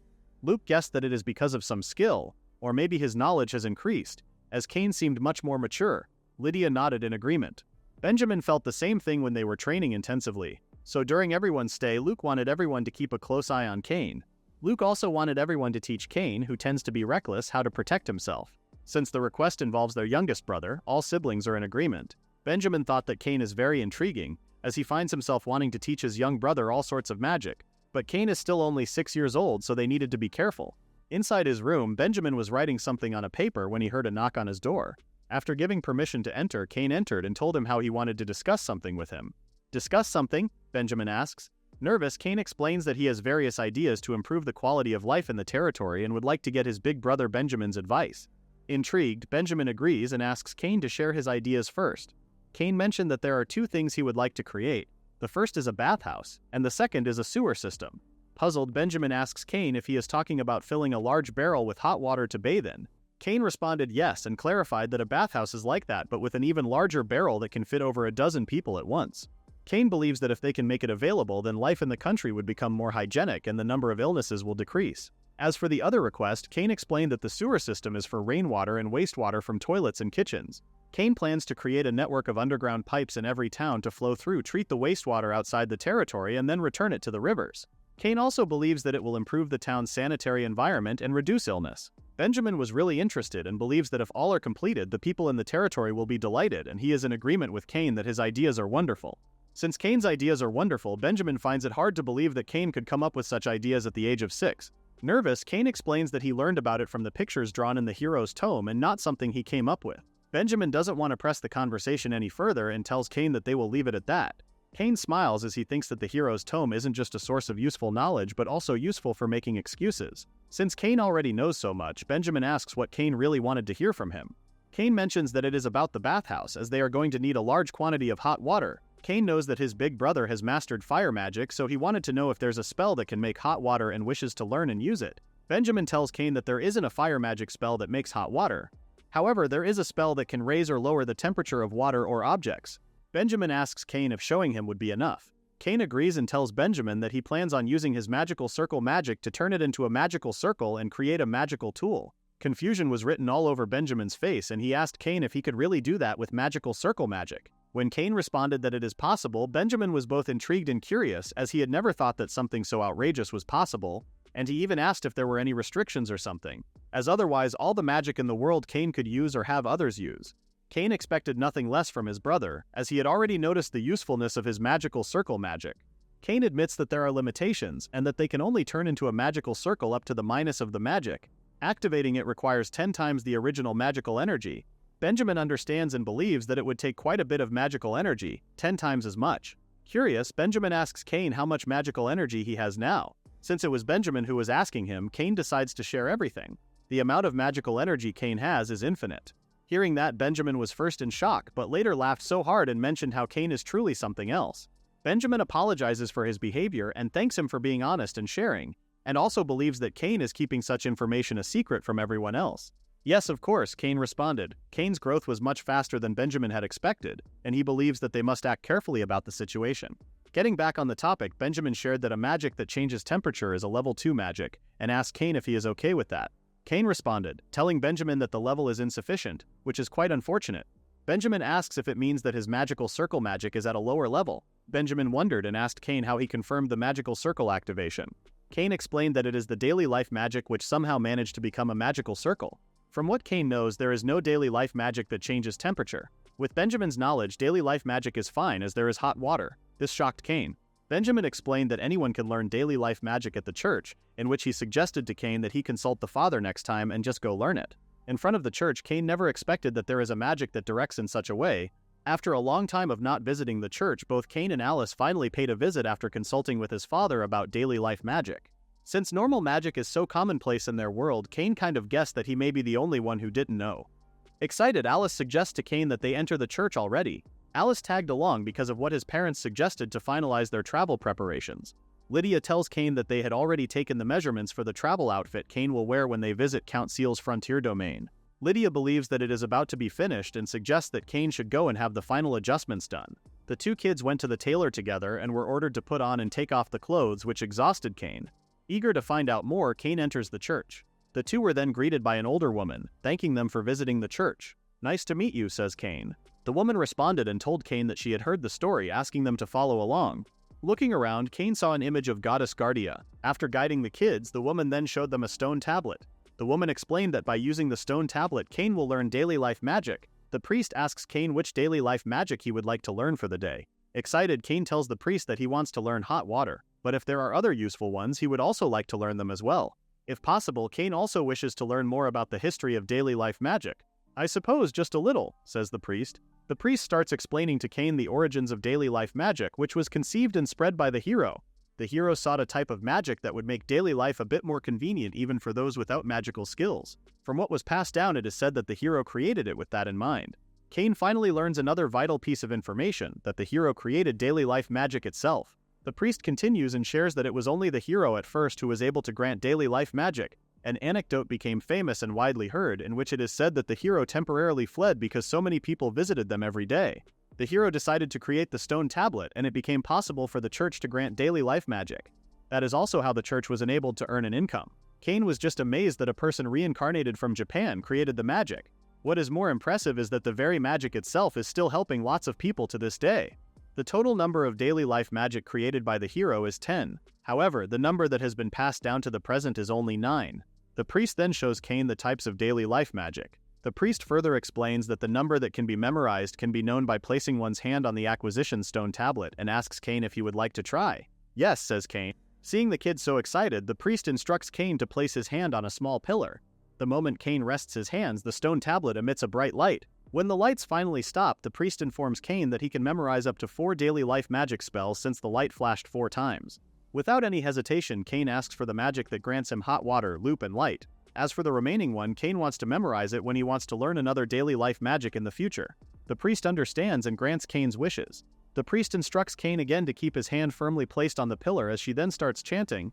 Cain was shocked when he saw a light coming from the pillar where his hands are currently placed. When the light vanishes, the priest informs Cain that he has successfully mastered it and that he may check his status board later. Alice approaches the priest, also wanting to memorize daily life magic. "Yes, of course," says the priest. Laying in his bed, Cain pondered about the bathhouse he plans on building. Closing his eyes, Cain wondered what he needed to do first. The bathhouse Cain went to before he got reincarnated required that, upon going under the curtain, he first had to take off his shoes. After that, they would have to undress in the changing room and then go into the bath area. The people inside would use a shower to wash their bodies, and one would also need wash tubs and stools as well. Since soap is already being made in the territory, Cain no longer has to worry about that.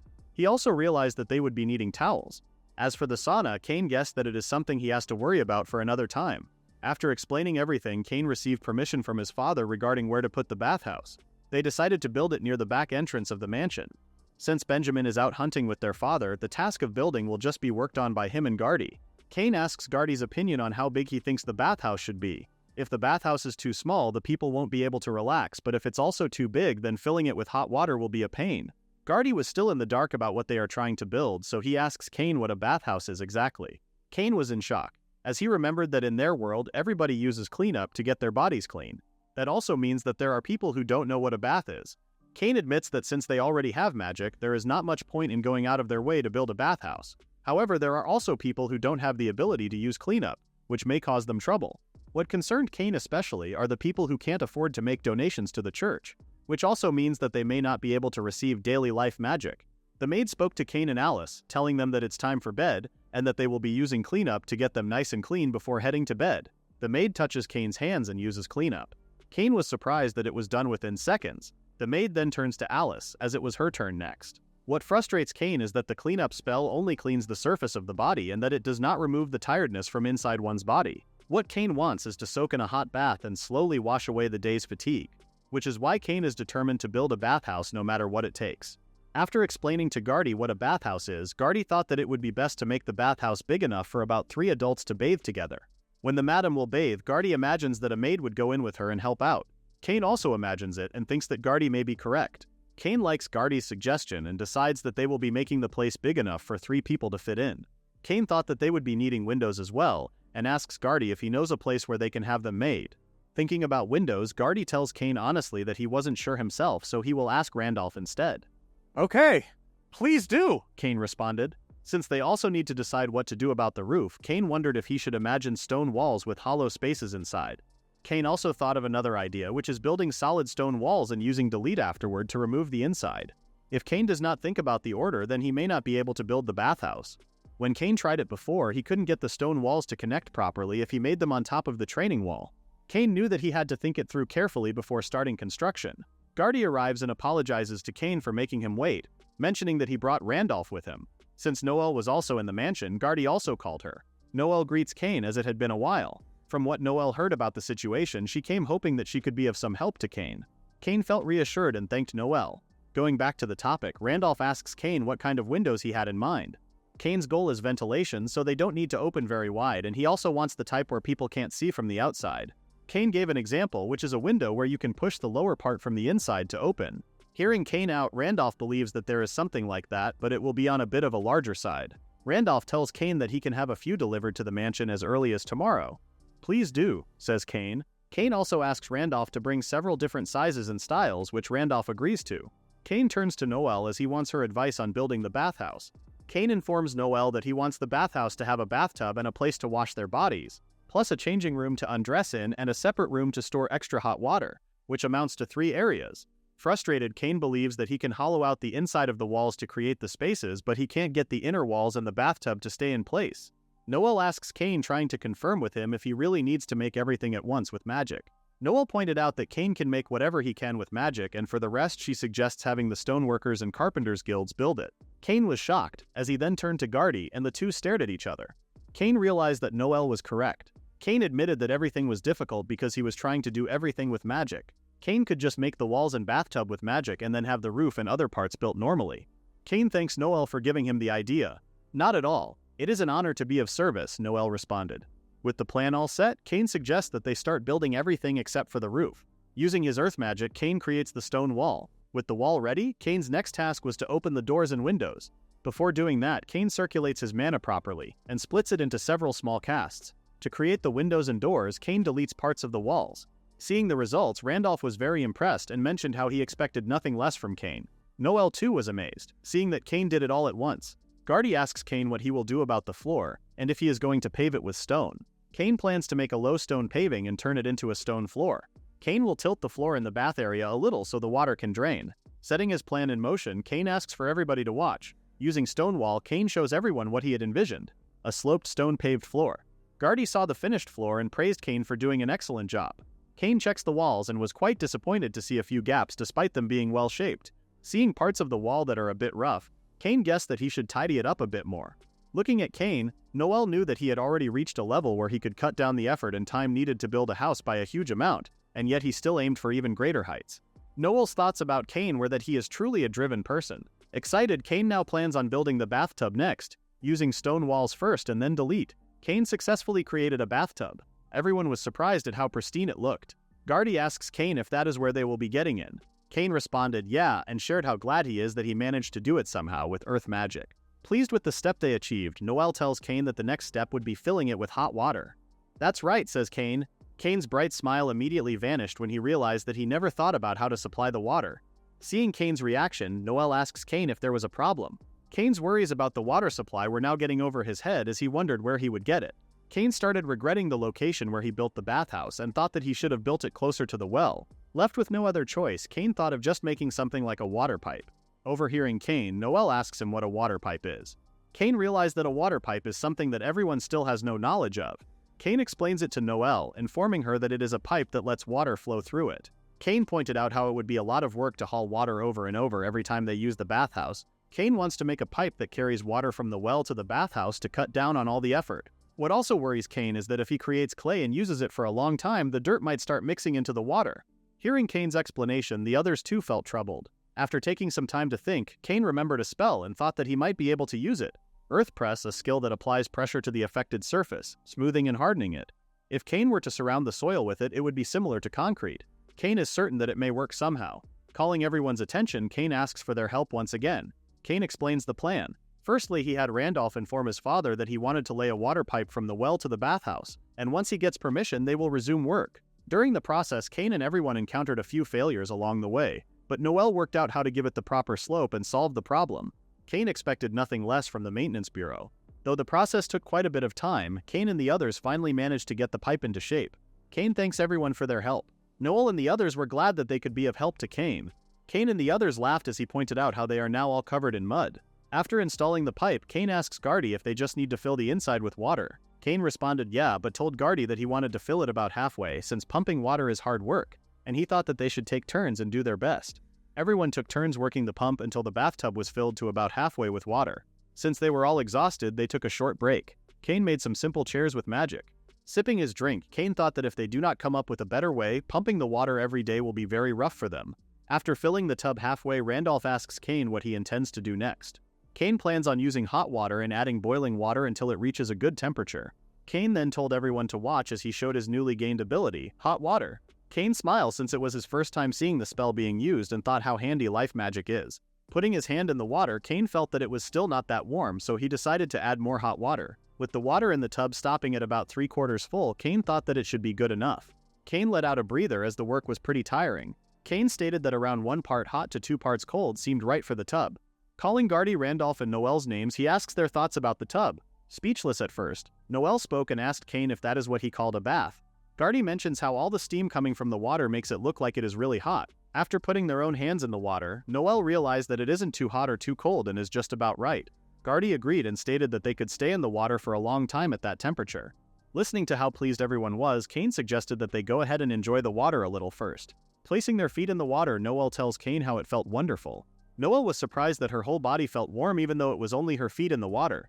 Gardy felt how the water was really taking his fatigue away. Seeing how everyone liked it, Cain is very pleased.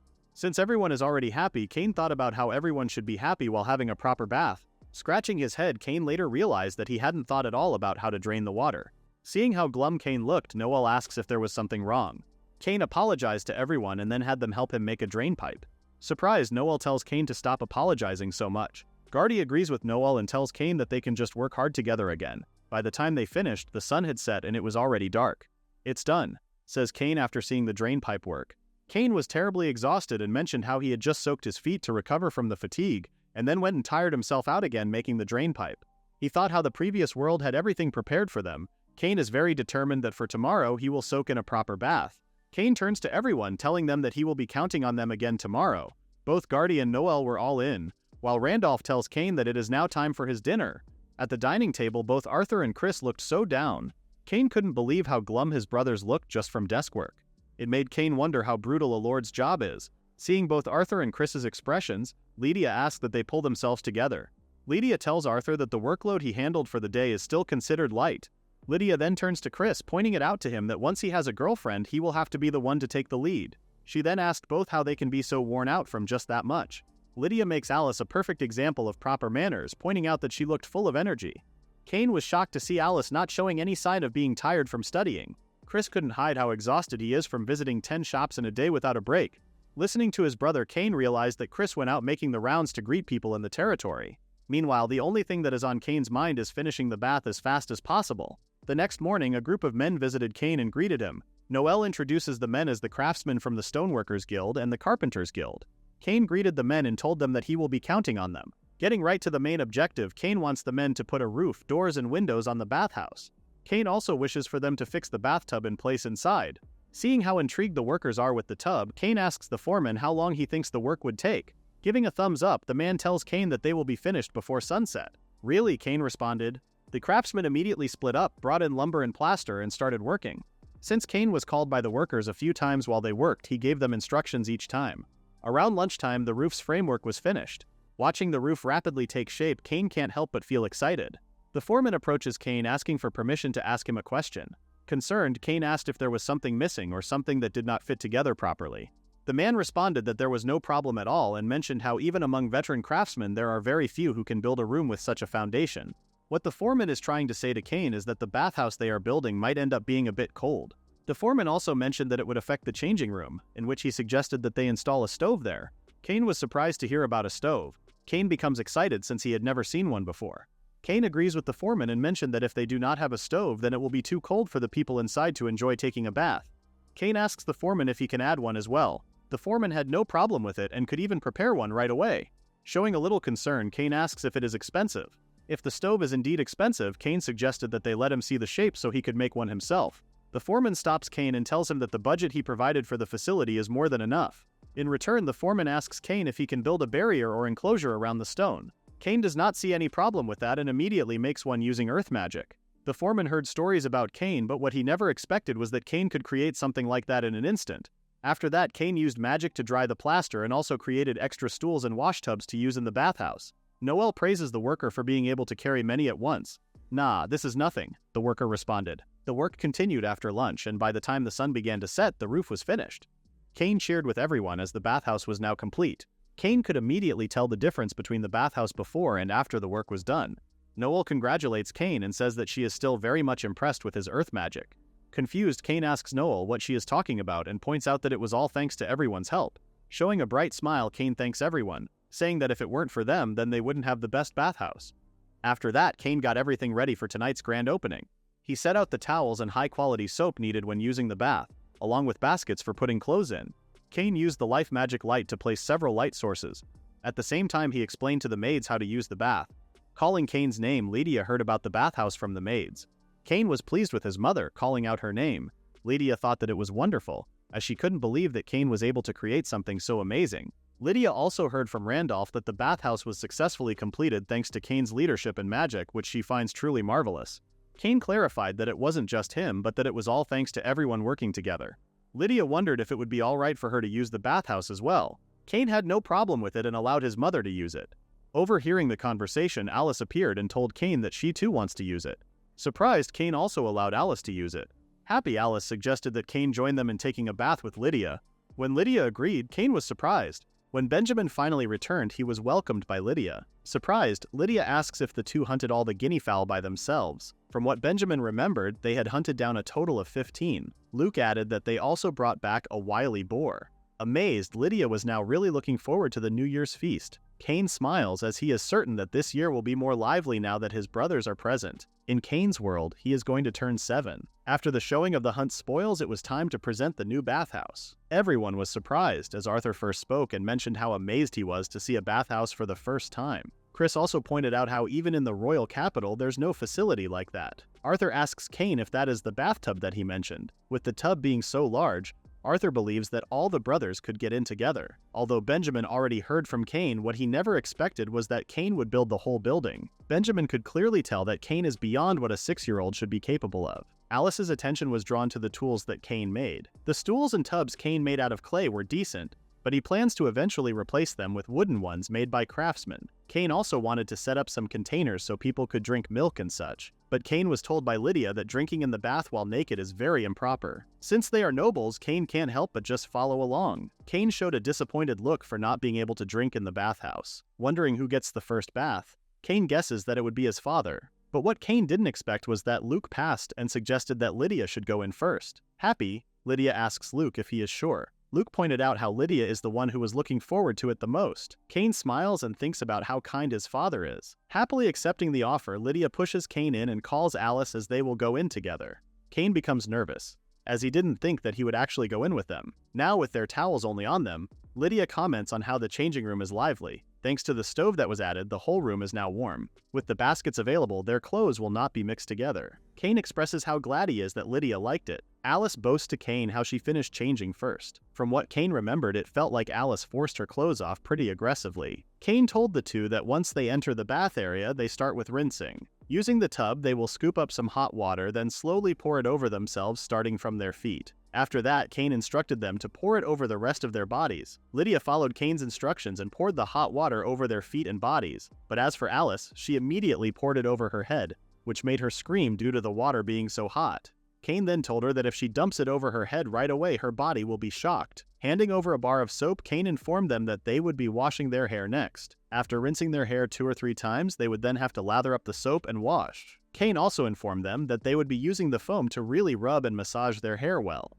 For the last step, they would have to rinse off the foam and then they would be finished. Lydia stops Cain and tells him that the back of his head isn't properly lathered, then offers to wash it for him. Cain thought about how nice it felt and how his mother's touch was so gentle and kind. Alice calls for Cain's attention, asking for him to look at what she had made with her hair. Cain was very impressed with the horns Alice had made. Shocked, Alice becomes annoyed and tells Cain that they weren't horns but were rabbit ears. Cain was caught off guard as he really couldn't tell if they were rabbit ears. From what Cain understands, his older sister has a very unique aesthetic. After that, Lydia also washed her hair and they all laughed together at each other's fluffy, foamy heads. What Cain saw was that washing hair for Lydia and Alice, who both had long hair, was a bit of a problem. In normal circumstances, the maids would wash it for them, but Lydia wanted to wash it all by herself while Cain teaches her, since it is a special occasion. So they ended up washing it themselves. Thanks to that, they all could enjoy taking a fun bath together as a family. Cain then suggests that they wash their bodies next. Since Lydia couldn't reach her back, she wondered what she would have to do. Alice goes behind her, offering to wash her back for her. Grateful, Lydia thanks Alice. Alice calls Cain, asking for him to wash her back as well. "Yes, ma'am," says Cain. When Cain was told to turn around so they could switch, he was shocked as he had finally experienced the whole family taking turns washing each other's backs. Cain always wanted to try it in his previous life, but never could. He never imagined that he would instead experience it in the other world. Alice asks Cain if he really wanted for her to wash him that much. Teasing Cain, Alice proceeds to scrub his back even more to get him extra clean. After rinsing off the soap, the three then entered the tub. Relieved, Lydia mentioned how soaking in hot water felt wonderful. Alice too mentioned how her legs felt relaxed since she was able to stretch them out. Cain smiles as he very much understands that the pleasant time they are experiencing is something they cannot get from magic. Cain confirms that the bathhouse was definitely the right choice to build. After stepping out of the bathhouse, Lydia thanks Luke for waiting. Luke responded and told his wife that he didn't make him wait at all, and asked her opinion about the bathhouse. Lydia was all smiles, stating that it felt better than what she imagined. She also pointed out how her hair and body feel cleaner than usual and made her feel refreshed. Alice also shared how they took turns washing each other's backs. Chris thought that it sounded fun. Intrigued, Benjamin asks how they were able to do that, to which Alice then told him how they were able to do it. Excited, Luke told his sons that they too should go and enjoy the bathhouse as well. "Have a nice time, dear," says Lydia. Seeing how close his brothers are, Cain is certain that his brothers would have fun washing each other's backs. However, the opposite happened, as Chris felt pain when Benjamin scrubbed his back too hard. Chris turned and told Benjamin that he is about to peel his skin off. Benjamin tells Chris to stop whining and pointed out how he could always scrub him down with ice. Frightened, Chris asks in response why he wouldn't admit that he is the one at fault. Arthur later realized that in their current position, his father would end up washing his back. As Arthur muttered about his back to his father, Luke spoke up and told Arthur that he does not need to hold back. Luke stated that washing the back of his grown-up eldest son is its own kind of joy. Hearing that, Arthur showed a smile. Luke then told Arthur how proud he is, as he has become strong and dependable. Passing on the torch, Luke says that he will be counting on him to look after the territory. "Yes, sir," Arthur responded. Hearing the others shouting at each other, Luke then scolded them and asked how long they plan on bickering at each other. Cain was walking the hall when he thought of the dinner they had with the roast guinea fowl. After a hot bath to wash away the fatigue and delicious food to top it all off, what Cain could only think is that the bathhouse was a huge success. The maids approached Cain, asking him if it's really alright for the servants to also use the bathhouse. "Of course," says Cain, as he shared that they are also using it as a trial run before spreading bathhouses throughout the territory, and suggested that they do not hesitate to use it. In return, Cain wanted the servants to report anything they notice after using it. The servants understood the condition and thanked Cain for allowing them to use it. Cain hoped that the maids would end up liking it. Cain heard a familiar voice that said that everyone looked so happy. When he turned, Cain saw that it was Lala. Expecting nothing less from Cain, Lala heard that he had gone and made something amazing again. Cain always felt uncomfortable around Lala since she approached without a sound. Lala told Cain that he will be going shopping tomorrow and shared that Randolph has ordered her to be his guide. "Yeah," Cain responded.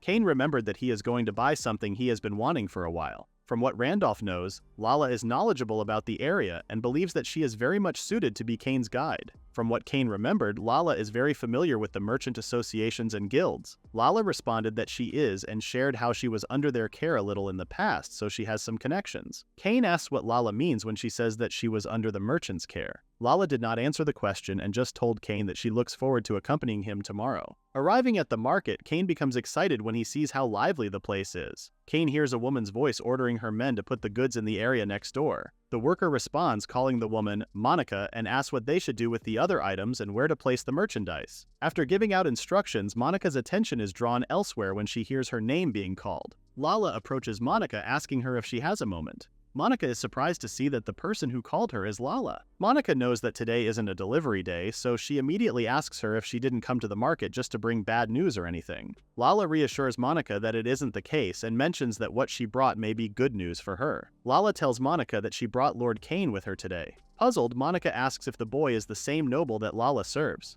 Lala responds, telling Monica that she is correct. Lala proceeds to introduce Cain to Monica, the fourth son of the Sanroze Viscount family. Cain remains quiet, as he can tell how Lala is pretty pleased with what she is doing. Pulling her dress and bowing down, Monica greets Cain and feels honored that the son of the Viscount has visited her Pedro company. Monica then introduces herself and tells Cain that she is pleased to make his acquaintance. Cain responds, telling Monica that it is nice meeting her and how the pleasure is all his. Caught off guard, Monica thanks Cain for politely greeting someone like her. Monica is just overjoyed that Cain, being called Lord Cobblestone, has visited her shop. Cain looks very puzzled, wondering what Monica means by Lord Cobblestone. Curious, Cain asks Lala about it. Lala is surprised that Cain doesn't know about it. Lala reveals that all the commoners in the territory now respectfully call Cain Lord Cobblestone. Cain is just shocked, as he still can't believe that the townsfolk call him that. Seeing Cain's reaction, Monica asks if there is something wrong. Cain composes himself and tells Monica that there is no problem. Cain apologizes to Monica for bothering her after seeing how busy she is. From what Cain has heard from Lala, if he were to visit the Pedro company, then he would be able to find what he is looking for. "My, did she now?" says Monica, as she then tells Cain that Pedro company will gladly do everything possible to prepare whatever Cain is seeking. Cain becomes nervous when Monica moves her face much closer to his and asks him what exactly he is looking for. Cain asks Monica if she has oil extracted from plants, small black seeds, as well as bird eggs.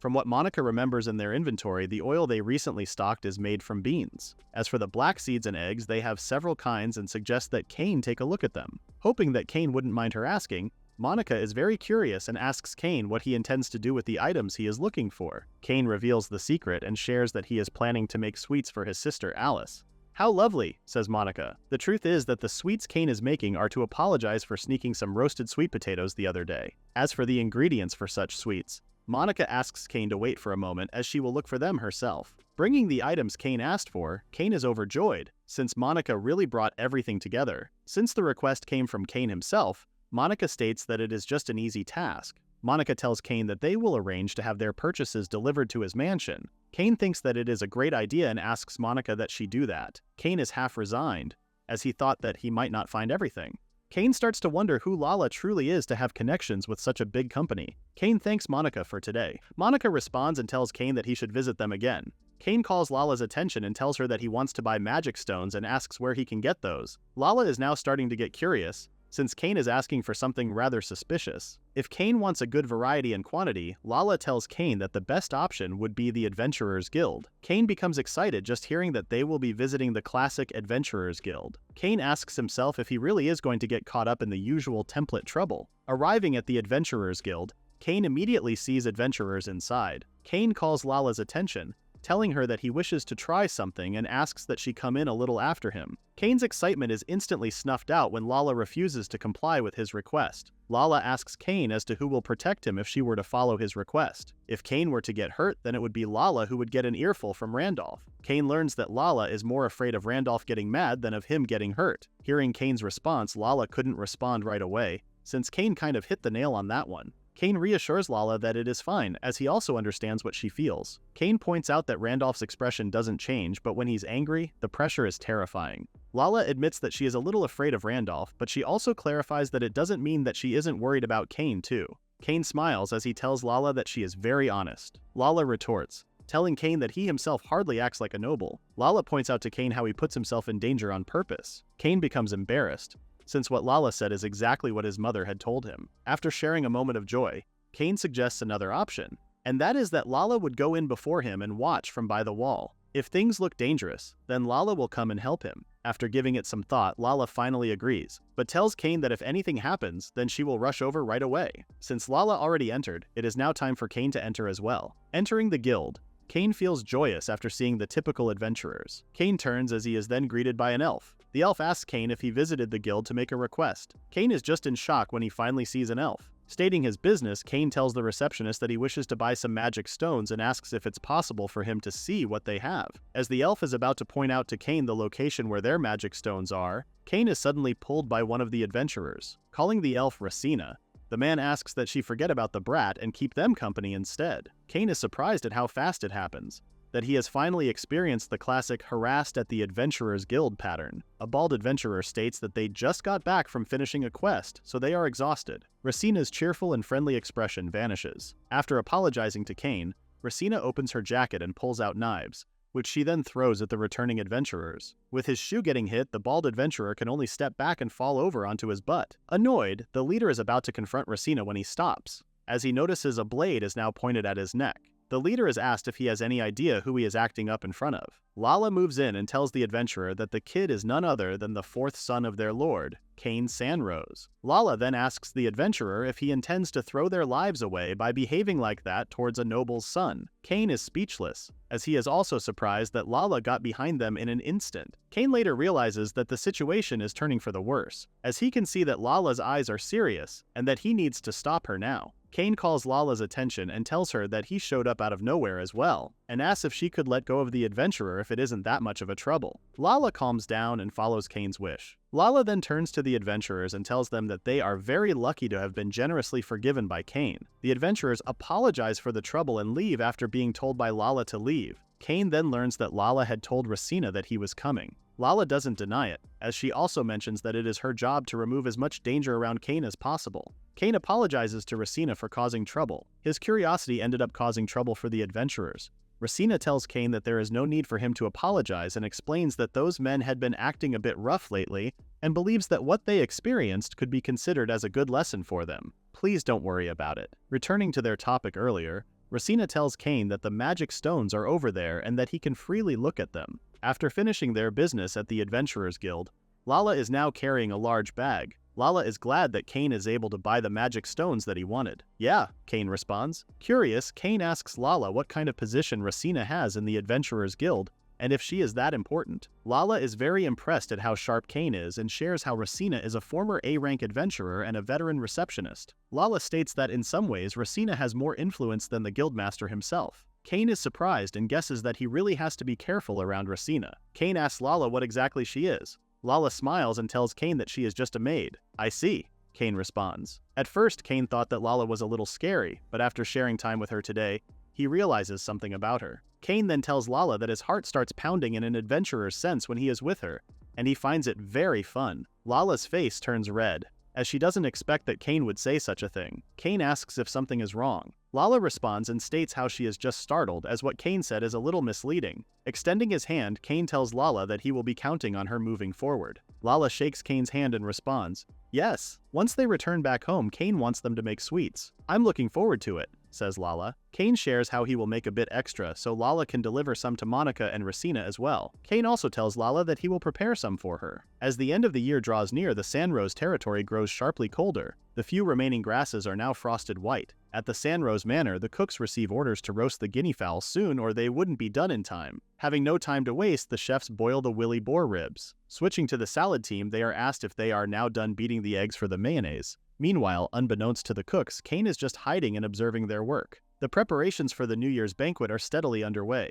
Cain visits the kitchen as he is curious as to how things are going. Instead of joyous cooking, what Cain sees is like a battlefield. Cain sees multiple monster bodies and guesses that those will be the meat dishes. Cain is just simply amazed by his father and siblings for hunting down so many monsters. Randolph's name is called, and he is asked how many barrels of alcohol are prepared for tonight's event. When the chef asks if it is 3 barrels, Randolph responds and tells the chef that they do not have that many. However, 2 whole barrels are provided by the master, says Randolph, and he asks the chef to drink and savor it slowly. When Randolph and the chef notice Cain's presence, they ask him what he is doing in the kitchen. Cain tells the two that he is just wondering how the recipe from before turned out. The chef smiles and tells Cain that there is no need for him to worry, as everything is now ready. "Good," says Cain. For tonight's event, Cain has the cook try making a new recipe from his previous life.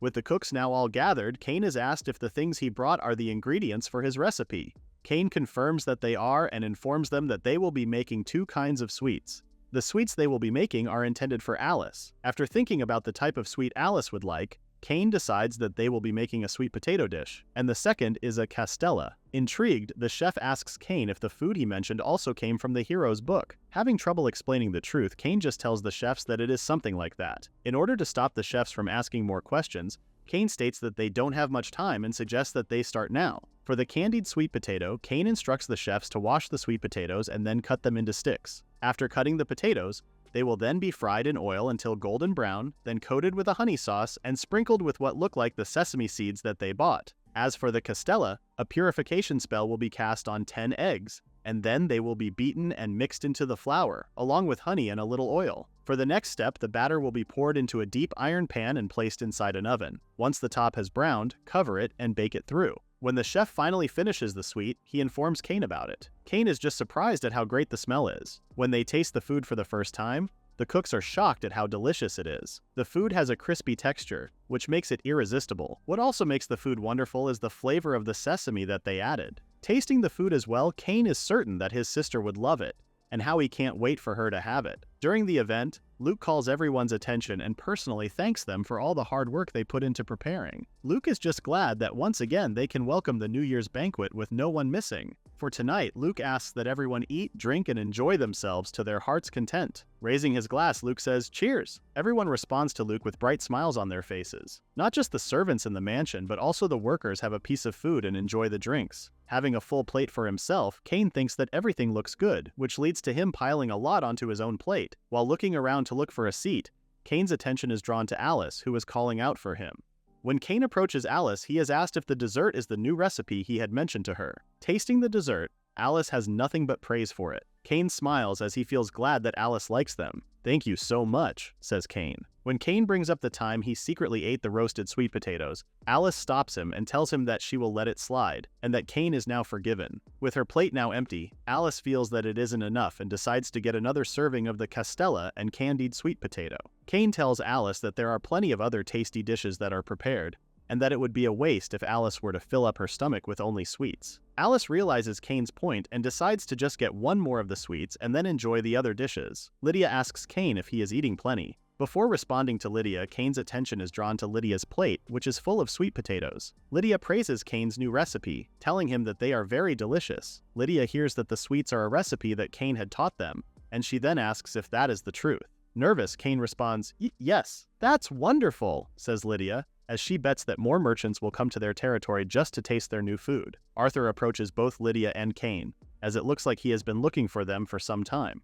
Arthur then shares his problem with Lydia, as he states that after working for 2 to 3 days, he realizes that the workload is just brutal. This makes Arthur suggest hiring more clerks. Puzzled, Lydia asks Arthur what he is talking about and points out that the work Arthur handles is still not much. Lydia shares that the usual amount of work that Luke handles is about 1.5 times that amount. Although things are starting to get better thanks to Cain's help, Lydia states that they still do not have the leeway to hire more clerks yet. Lydia tells Arthur that when he returns, if he does not bring 2 or 3 people with him, then he would certainly collapse from overwork. Hearing their conversation, Cain thinks that it is a harsh dose of reality. Since he is no longer part of the conversation, Cain leaves and tells the two that he will get some more food. Meanwhile, the servants express how pleased they are when Benjamin uses his magic to cool down the drinks, which they then thank Benjamin for. Cain approaches Benjamin and asks him what he is doing. Benjamin mentions that the ale is way too warm, so he cools it down with magic. The cooled drinks have become pretty popular, so Benjamin just keeps going at it since he finds it quite fun.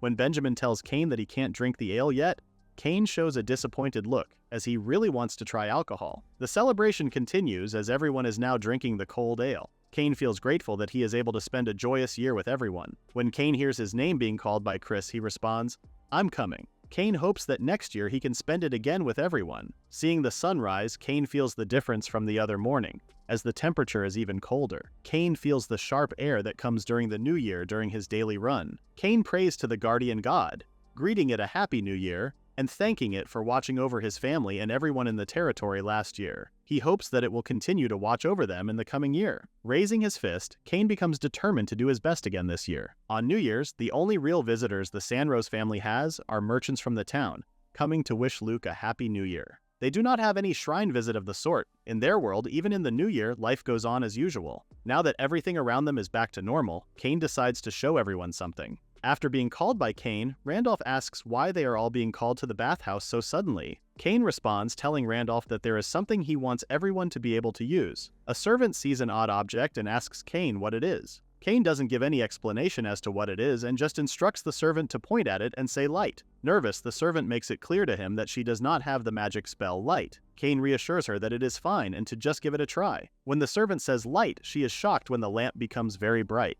Randolph too is surprised, but wonders how it is possible. Cain explains that the tool lets anyone cast magic just by saying the word. He then asks another servant to try saying hot water to the faucet. When the servant follows Cain's instructions, hot water immediately comes out of the faucet. The servants flock to the tub as they are just truly amazed that real hot water comes out of it. What still puzzles the servants is that they are able to use the type of life magic that they do not know. Randolph is very impressed and tells Cain that he has again made something amazing. A servant asks Cain if he made them all by himself. The tools Cain created have magic powers stored in the magic stones, so if they speak the spell, then anyone can use that magic. Before the banquet, Cain had Benjamin teach him magic inscription, which he then applied, that very same magic, to make the items. Unfortunately, Cain can't explain it further to others since he too finds it very complicated. In order to avoid further questions, Cain just tells the servants that he made it with everyone's help. The servants become more impressed with the Sanroze siblings. Meanwhile, Benjamin, who hears what Cain says, thinks that he only taught Cain magic and that he had nothing to do with the tools themselves. Cain is relieved that everyone can now use the bathhouse even when he is not around. There is also another reason why Cain made those. Everyone is excited when they see a beautiful carriage. Lydia asks if they're going to ride the carriage to her father's client. The family is heading out to handle a job commissioned by the Shield Border Marquis. Cain remembers that the Marquis wanted for the cobblestones to be worked on right away. Chris states how he never knew that they had a fancy carriage. Arthur tells Cain that they don't, and that they only borrowed the carriage for the trip to the Shield Border territory. Arthur also points out how they are nowhere near wealthy enough to buy and maintain extra carriages. Chris is shocked, as he never thought that their house was that tight on money. Arthur clarifies that their family isn't going to collapse immediately, but if they do nothing, then it won't be long before they can no longer keep going. Arthur understands the situation after helping Luke with his work. Arthur also makes it clear that both their parents are doing their best, stating how Luke and Lydia have been trying all sorts of policies, but the results will only show up years from now. Arthur tells Chris that he too must be aware of his role as the son of the Sanroze Lord. Chris told Arthur that after he graduates from the academy and spends a few years in the Royal Knights, he wishes to come back to the Sanroze territory and start a family. He then asks Arthur to make sure that the territory would be prosperous by then. Arthur responded by shouting and told Chris that he will be helping with that as well. While the two siblings continue their conversation,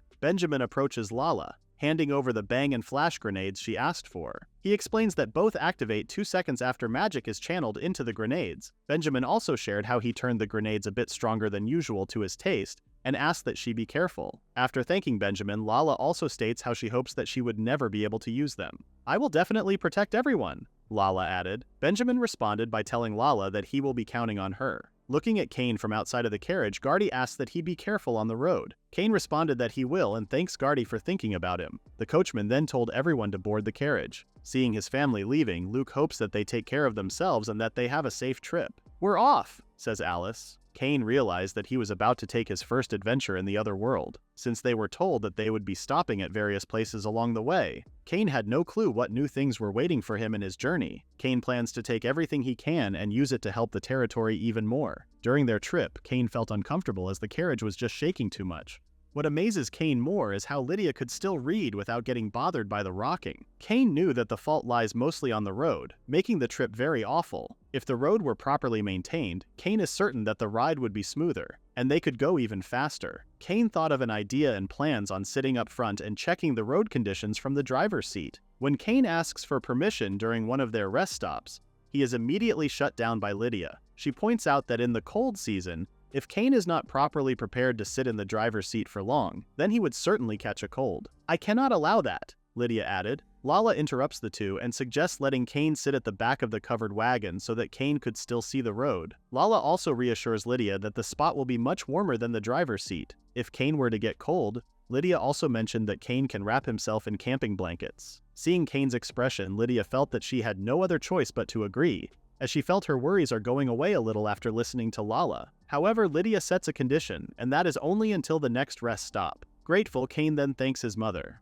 Going to the back, the first thing Lydia noticed was how large the luggage they were bringing was. Cain also thought that with that much luggage, a space for 2 people would be barely enough for them to fit in. This made Cain feel that he is forcing things through just for his own selfish reasons. Lala tells Cain that there's nothing for him to worry about, as she shared that she felt lonely on her own and is glad that she is able to spend some time together with Cain. Lala asks if they should get up on the cargo bed and offers Cain to climb up. After climbing up, Cain turns and asks Lala how she will be able to get up. Lala responds by telling Cain that there is no need for him to be concerned. With one jump, Lala was able to get onto the carriage despite it being very high. Lala then apologizes for showing an unseemly display. After showing a smile, Lala suggests that they now take a seat. Cain was very impressed with Lala and thought that her physical ability is insane for being able to jump to such a height like it's nothing. Since the temperature is starting to get cold, Lala took out a blanket and wrapped them both with it. Since Cain can't move at all, he turns to Lala and asks what she is exactly doing. Lala can't help herself since she finds Cain very cute, and just explains that she is merely keeping Cain warm so that he does not catch a cold. Cain was surprised when he heard that Lala almost called him cute. Sensing vibrations, Lala tells Cain that the carriage is moving again. Determined to make Cain nice and warm, Lala asks that Cain be relaxed and watch the road. However, with his current position, Cain couldn't force himself to be relaxed. The family finally arrived at Tonga Village, the place where they will be staying. Hearing her name being called, Lydia turns and sees a group of people approaching them. The village chief, Banan, thanks Lydia for coming such a long way. Though they only have a little to offer, Banan asks that they make themselves comfortable. The villagers flock to the Sanroze family, as it was a first for them to see the lords of the territory. The first thing Cain noticed when he saw the villagers was how tense they looked. Lydia thanked the villagers for their hospitality and shared that they will only stay for a short while. Banan offers to guide Lydia and the others to the inn and asks that they follow along. "Thank you," says Lydia. To ease the villagers' tension in an instant, Cain has nothing but respect for his mother's capabilities. Cain finally sees the bed and guesses that he will be staying in that room for the night. Both Lydia and Alice will be getting the largest room, a double. Cain lays down and notes how the bed is so fluffy. Outside his room, Lala knocks and asks if she could have a moment with him. After receiving permission, Lala enters and apologizes for disturbing Cain while he is resting. Lala was instructed by Lydia to accompany Cain on a walk around the village. Cain was surprised, as he never thought that he would be permitted to look around the village. Lala shared that Lydia expected Cain to get bored after a day in the carriage, and thought of letting him out if he is not that tired. Hearing that, Cain becomes excited and suggests that they leave now. Looking around the village, Lala tells Cain all about Tonga Village and how its main industry is similar to other villages, which is agriculture. But since it sits along the highway, many traveling merchants and travelers stop by, so its shops are well stocked, and it even has an inn and a tavern. Cain thought that it was pretty pointless to go to a tavern when he can't even drink. He suggested that they check out the general store first. Cain becomes excited after seeing all sorts of things inside.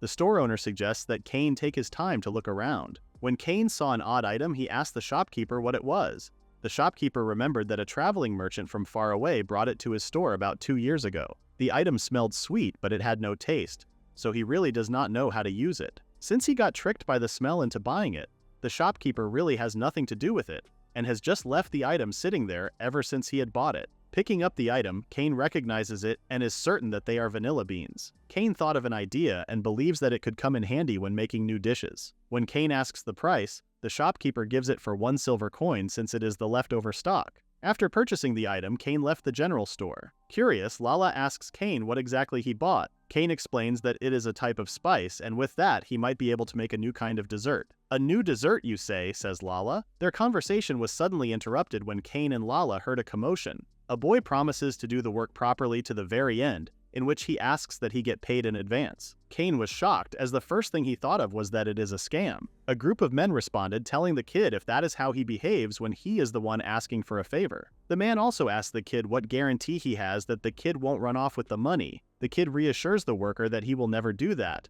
but the man is firm and tells the kid that he will not trust the word of a drifter. The kid shares that his sister has a fever and that he just needs the money to buy medicine and food. "Not my problem," says the man.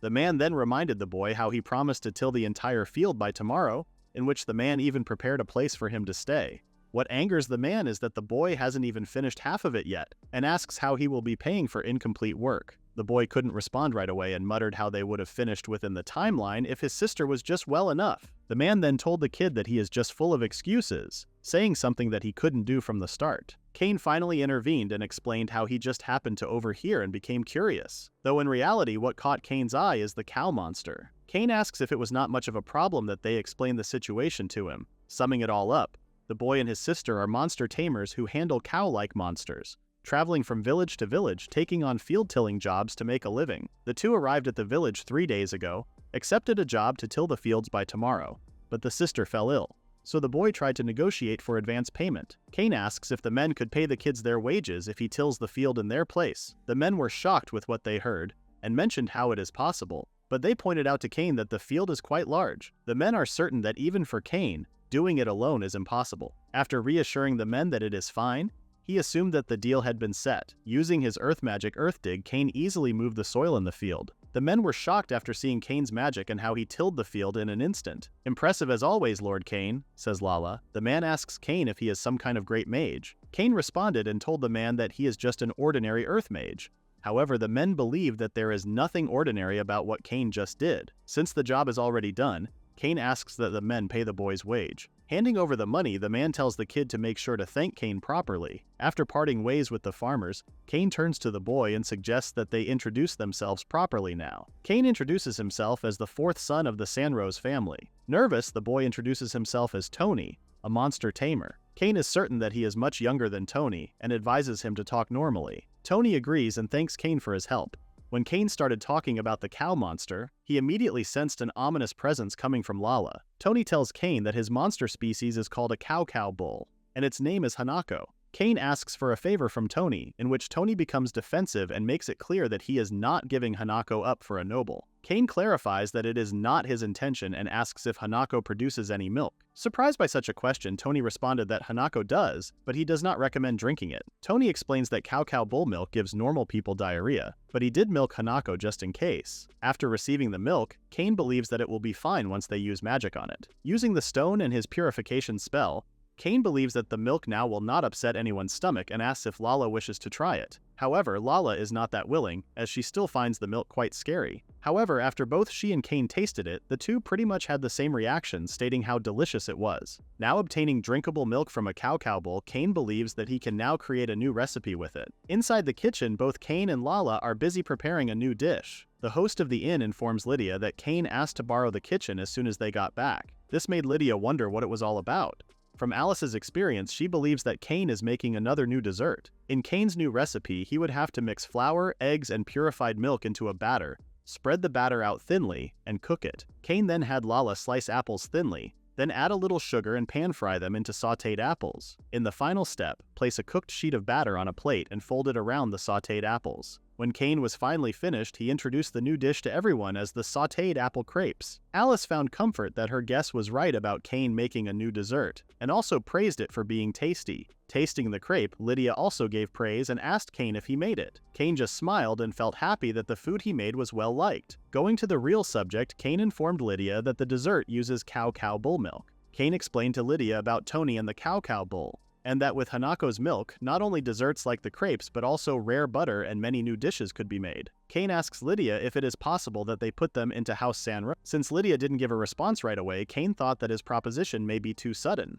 Lydia finally gives her answer, agreeing with Cain in hiring the kids. Lydia first clarified that she would decide for certain after meeting the kids herself. Lydia turns to Lala, asking her if she had no issues with the kids. Lala shares her opinion about how she thought the kids looked very devoted to family, but what bothers her is Tony's cheekiness. But Lala is willing to overlook it since the cow bull will be bringing new types of desserts and dishes to the territory, making it grow even more. Cain suggests that they go meet the siblings before they set off tomorrow. The next day, when Lydia visited the barn where Tony and his sister were staying, Tony and his sister Nana came out to greet them. Nana's fever had gone down thanks to the fast-acting medicine Tony bought yesterday. Nana thanked Cain over and over for his help. Lydia took a liking to Nana's polite manners right away, and when Lydia mentioned that she plans on hiring the siblings, Nana was surprised but accepted the offer gladly. It seemed the siblings had been looking for a place to settle down. With a letter to Randolph and some travel funds, the siblings were ordered to go to the manor 2 days later under escort from the patrol knights. Receiving a new opportunity, Nana tells Tony to bow his head properly. When it was time for Lydia and her family to leave, Benon thanked Lydia and hoped that they would take care. Lydia also thanks Benon for everything they did for them. Tony comes running towards the carriage, calling out Cain's name. Benon becomes mad, telling Tony to watch his mouth and reminding him that he is speaking to a lord. Tony thanks Cain for his help and hopes that he takes care in his journey. Cain responded that he will, and told him that they will be seeing each other again at the manor. In Tonga village, Cain got to befriend a monster tamer named Tony. Once they return home, Cain plans on making some desserts with Hanako's milk. Cain and his family made steady progress on their journey, and by midday on the 4th day after leaving the Sanroze capital, they finally arrived at the Shield Border Marquise's capital. Seeing so many people at the city gate, Cain informs Lydia about it and asks if they are merchants and adventurers. Lydia explains to Cain that they've arrived at the Shield Border Marquise's capital, which sits at the crossroads that leads to the royal capital they had passed by earlier. Many merchants and adventurers visit the Shield Border from the capital. Lydia mentions how even if half of those people would pay a visit to their territory as well, it would be a great help. Alice cheers Lydia up, telling her that it will be fine. Once Cain paves the roads with stone, she points out how lots of people and goods would start coming their way. This shocked Cain, as he never thought that he would pave a path all the way from their territory to the Marquise's border. This made Cain think that Alice keeps saying crazy things so casually. Lydia laughs, telling Alice that she says the most amusing things and then thanks her. Seeing his family smile made Cain smile as well, as he was glad that it cheered his mother up. Cain looked out the window and saw people lining up. He turns to Lydia, asking her if they too need to line up with the others. Lydia responds, telling Cain that nobles like them use a separate gate so that they do not have to queue. Cain was quite surprised to learn that there are 2 gates to the territory. A soldier on horseback approached Lydia, calling her Viscountess Sanroze and apologizing for intruding on them. The soldier introduces himself as Fisher, the captain of the Shield Border Marquise's Knight Order, and informs Lydia that he has come to escort them. Lydia was grateful and thanked the soldier for meeting with them. Fisher then led the way, escorting the Sanroze family. Compared to the Sanroze territory capital, the Shield Border Marquise capital has 10 times the population, with 50,000 residents. With that many people, it no longer came as a surprise to Cain why the place is so lively. The main street is so wide that 2 carriages can travel side by side in each direction, drawn by something. Alice calls for Lydia, asking her what the things attached to the shop walls are. Lydia informs Alice that they are magic tools for lighting, and that each shop installs them to illuminate the front of its store. At night, they all light up at once, making the streets look so beautiful. Hearing that made Alice think about how nice it would be if the Sanroze capital had them as well. Lydia agrees with Alice, as she too would love to have those in their town. However, the installation and upkeep costs are quite expensive. Cain interrupts their conversation, informing Lydia that they have arrived. Lydia and the kids were full of smiles. Cain is quite impressed with the Marquise's mansion, and asks Lydia if that is the house she grew up in. Yes, says Lydia, as she mentions how it has been a long time since she had stepped foot inside it. Lydia wonders how everyone is doing. The Shield Border Marquis approached their guests, welcoming Lydia, the Viscountess Sanroze, and asking them how their journey was. Staring at the woman beside the Marquis, Cain thought how she looked a lot like Lydia. Showing her manners by bowing, Lydia thanks both the Lord and the Lady of the territory for inviting them. As the young kids followed Lydia's example, she mentions that they have come as the representatives of Viscount Luke Sanroze, introducing herself as Lydia Sanroze. The woman spoke up saying that she guessed everyone was tired from their long trip, to which she suggested that they go inside where they could talk at their leisure. Aisha, the lady of the Shield Border Marquis, was brimming with excitement, as she was so glad that Lydia came to visit. Aisha had been looking forward to their reunion for so long. Marquis Shields interacts with both Cain and Alice, telling them that they both looked well. That interaction made Cain think that the Marquis probably has a public face for when retainers are present, and a private one for family. For Cain, the two-faced noble manners felt very otherworld-like. Lydia tells her father that it has been a while and then apologizes to her mother since it has been so long since her last visit. Lydia heard that Aisha had hurt her leg, which made her really worry. Aisha reveals her leg, telling Lydia that it has now completely healed, and apologizes for making her worry. Relieved, Lydia tells her mother how it really surprised her when she heard about her situation. Aisha mentions how she noticed changes in Lydia, stating that her hair and skin have become even more beautiful than before. Lydia didn't want to go into the details right away and told her mother that she would just explain the secret later. Cain acts oblivious as he confirms that it is because of the bathhouse. Calling her parents' attention, Lydia introduces both her lovely daughter and son. She then orders Alice and Cain to greet the Marquis and his lady. Alice and Cain bow their heads, introducing themselves and thanking the lords of the territory for inviting them. Aisha tells the two that there is no need to be tense and shares that she has prepared sweets and asks that they tell her all about their journey. Hugging her grandchildren, Aisha tells them how they've grown into such good children and gives the two permission to call her grandma. Alice and Cain respond, yes. Since their guests have come from so far away, Marquis Shield suggests that they go see lots of different places. Aisha agrees with the Marquis, to which she then asks the kids if there's a place they would especially like to visit. Cain told his grandparents that there is one place he wanted to visit, and that is somewhere he heard about from Lydia and has been curious about. Both Lala and Cain had their mouths wide open after going to a high place, allowing them to see the whole city. Seeing it all laid out in such a way, Cain came to understand that the deal they took really is a big project. Worried, Lala asks Cain not to lean out so far as he may fall. Cain reassures Lala that he will be fine and tells her that she worries too much. The place Cain visited is the clock tower and watchtower, standing roughly in the center of the Shield Border Marquis's capital. Cain came to turn the city streets into stone-paved roads and to get a good look at the city for making a scale model. Cain thought that the capital already has a fairly detailed map, but for building a three-dimensional model, seeing it from above is best. Half of the reason was very simple, and that is that Cain wanted to climb the tall clock tower. The Shield Border capital is oval-shaped, and its city walls are taller than those of the Sanroze capital. The planned districts have wide straight streets while the unplanned districts are full of twisting, winding roads. From what Cain learned, the city even has a sewer system. So unlike in the Sanroze capital, there is no need to build drainage channels, which Cain finds a relief. Returning to the mansion, Lydia welcomes Cain and asks about his experience with the clock tower. Cain expresses how truly amazed he was and that the height really surprised him. Though the climb was a bit tough, if he were to see that view again, Cain wouldn't mind climbing every day. Lydia was really glad that Cain liked the view. Lydia shares that when she was little, she too sometimes climbed the watchtower. This came as a surprise to Cain, as he never imagined that Lydia would be such a tomboy. Cain had always pictured Lydia reading books or doing needlework. Embarrassed, Lydia realized right then that she looked really frail in Cain's mind. In reality, Lydia was a very lively child, just like Alice. Lydia believes that how she behaved when she was young was part of the reason why she finds Alice all the more adorable. Seeing Cain's reaction, Lydia hugs him and mentions that she too finds Cain just as adorable. Seeing Lydia react so lively, Cain guessed that being back at Lydia's family home has really put her in high spirits. Both Aisha and Marquis Shields looked at each other, pleased to see that their daughter is really happy with her family. Cain stands beside a pile of dirt, informing the people in front of him that he will start making a three-dimensional model. Cain informs everyone that they can always adjust it later and that they can freely point out anything that needs changing. One of the spectators is Doton, the chief supervisor of the stone paving project. Doton has become doubtful of Cain's capabilities after being ordered to bring a pile of dirt by Cain. He wonders what Cain could possibly make out of a clump of soil.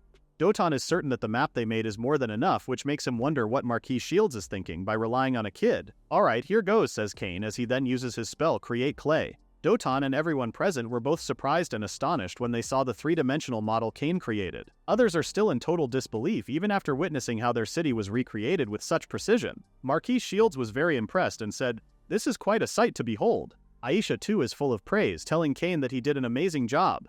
A man called Doton's attention, asking him if he too finds it incredible since he has never seen anything like that. Surprised at how his fellow citizen reacted, another man calls him out for it. To everyone's surprise, Doton complimented Cain's model. mentioning how magnificent it is. To produce something so sophisticated in an instant, Doden asks Cain what kind of magic he used. The man mentions how Doden is a perfectionist who only recognizes real skill, for better or worse. When he sees something truly impressive, he praises it so honestly. That meant that even the notoriously difficult Doden had acknowledged Cain. "What an outrageous child," was the comment of those who were present at Cain's demonstration.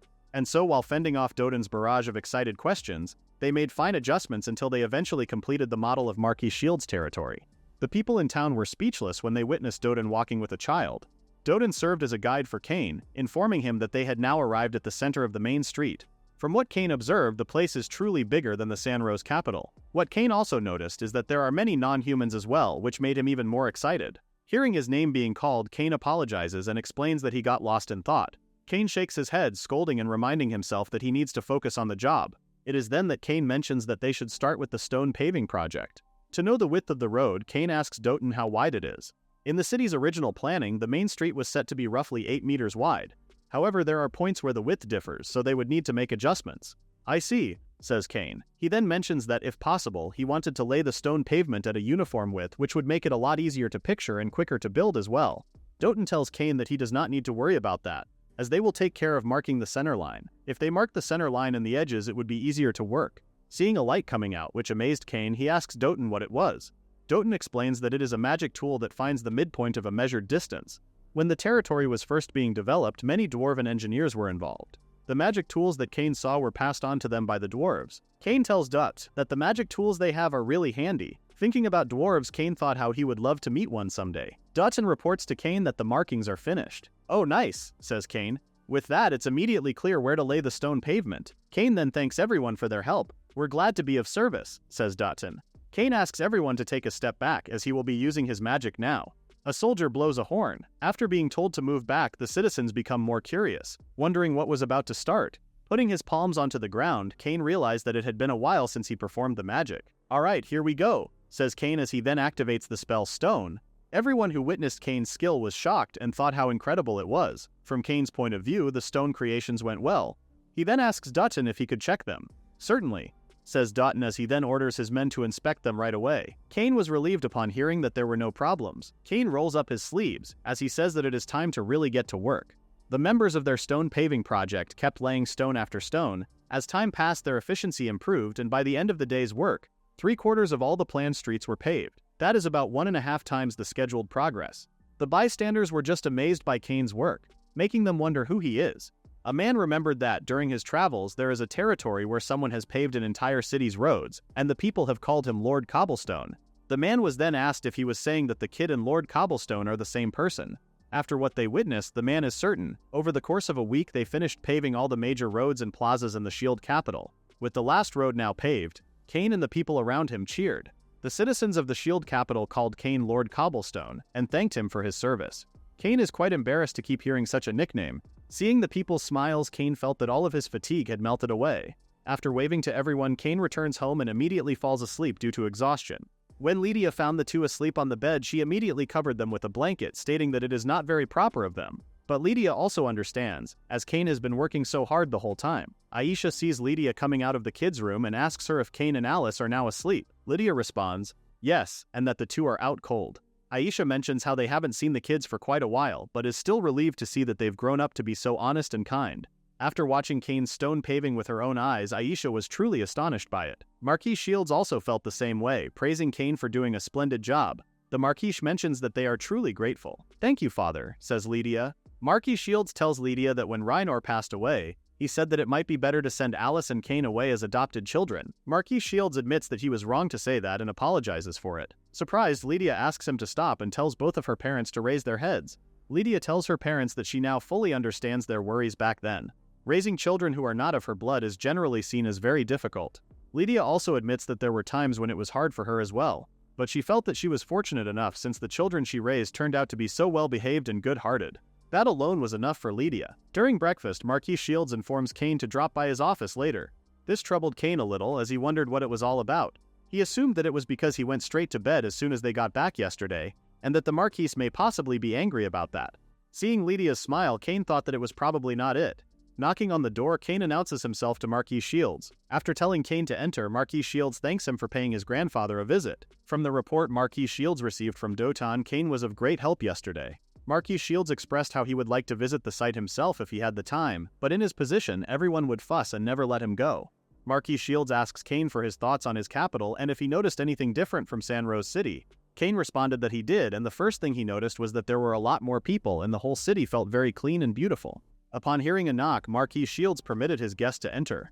A soldier entered the room, informing Marquis Shields that the preparations were complete. "I see, thank you," says Marquis Shields. Giving the signal for them to start, Cain was surprised when he got suddenly surrounded by the maids and soldiers.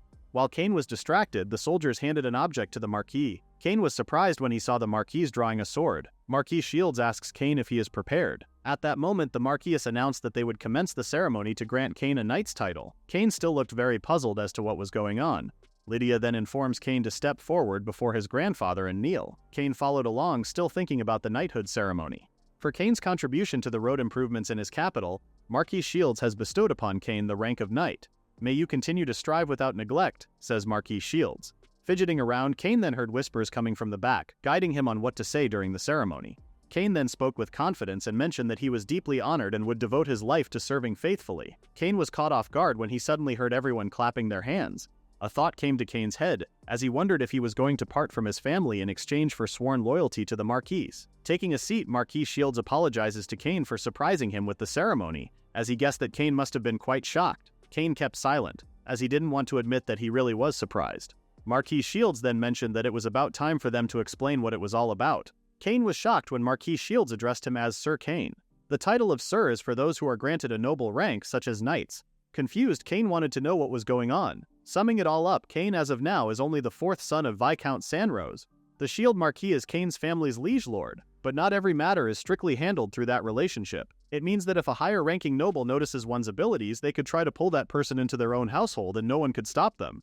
An example of that is setting up an arrangement making that person an adopted son-in-law. But now that Cain has received a knight's title directly from the Shield Marquis, no one can take Cain without the Marquis' permission. That said, even the Marquis can't refuse a direct request from the royal family. Once Cain returns to Sanroze territory, Marquis Shields would send a detailed report to the capital and then go to the royal city himself. It is then that Cain realized that all the things he built with his earth magic and the recipes he came up with might possibly be used by other people. Cain fully understood what the adults were trying to say, and he also came to realize that he had become one of his grandfather's retainers. Cain asks if that also means that he actually has to live in the Shield lands. Lydia, along with her parents, burst out laughing.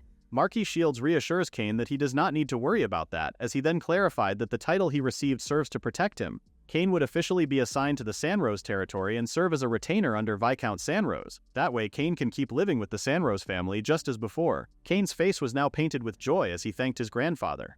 Lydia spoke up and told Cain that it is only natural that he stays with his family, as she also clarified that if the ceremony meant that Cain would be separated from the Sanroze lands, then she would absolutely refuse. Since Cain is now a knight, Marquis Shields mentions that Cain would need a house name. Puzzled, Cain expressed that he truly loved the Sanroze name. Lydia came up with a solution and suggested that Cain may use Sanroze as his middle name. Having Sanroze as his middle name, Cain thought that it was a cool idea and told everyone that he would do that. Being knighted, Cain still felt like all of it was not true, but as long as he could stay with everyone, then that was enough for him. After that, they discussed possible family names for quite a while, but nothing really clicked, so the Marquis said he'd think of something before Cain and the others went home. At lunch, Cain's new knighthood was announced to everyone, and Alice's eyes nearly popped out of her head from shock. On his way back from walking Tato, Cain mentioned how a lot of things had happened in one day. All that was left for Cain to do was eat dinner, wash up, and his day would then be over. Cain turns around as he hears his name being called. Lydia then told Cain that she had been looking for him, as the Marquis wishes to see him again and suggests that they go together. Cain becomes nervous, as he had never experienced being summoned twice in one day before. Marquis Shields apologizes to Cain for calling him again. Pointing to the people in front of him, Marquis Shields shared that their guests had arrived a while ago, and that he would want them to introduce themselves to each other right away. Cain remained quiet as he continued to stare at the dwarven race. A bald man spoke up and introduced himself as the dealer in slaves named Barble. At the Lord's request, Barble has brought Balbish of the dwarf race. Balbish is a slave with both combat skills and arithmetic skills.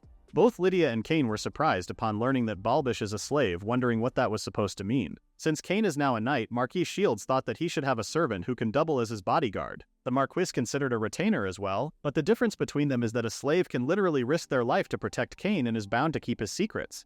Considering that Cain would have more secrets to keep moving forward, The Marquis thus chose a slave. Lydia was not happy and told her father that all of it was just a bit sudden. Forgive me, says the Marquis. Cain has heard of slaves before, but it is the first time for him to have seen one. From what Cain observes, Balbish is short, but his arms are as thick as a woman's thigh. Cain is certain that one hit from those arms and he would be done for. Barble told the Marquis that he wishes to proceed with the contract ritual.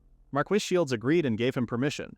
Barble pulls out a knife and orders Balbish to put his hand out. After cutting Balbish's hand, Barble instructs him to place his hand on the circle on the right. Barble then turns, looking at Cain. Scared, Cain wondered if he too had to go through the same process. He is a little scared since he is not that good with pain. Seeing how tense Cain looked, Marquis Shields distracts him by pointing in a direction and asking him what that was. After Barble successfully makes a cut, he then instructs Cain to put his hand on the circle on the left. Cain felt a little ashamed for falling for such an old trick. Initiating the contract, Barble starts chanting, which connects Balbish and Cain. Cain immediately notices a mark on his little finger. Barble then informed everyone that the contract was now complete, and if Cain had any additional terms, then he may write them on the parchment. After Cain's party wrote down the terms they wanted, Barble picked it up, thanking them and saying that he would take custody of the other copy. Before leaving, Barble told Cain that if he ever needed further arrangements, then he may contact him anytime. Balbish, who is now both the servant and protector of Cain, smiled at him.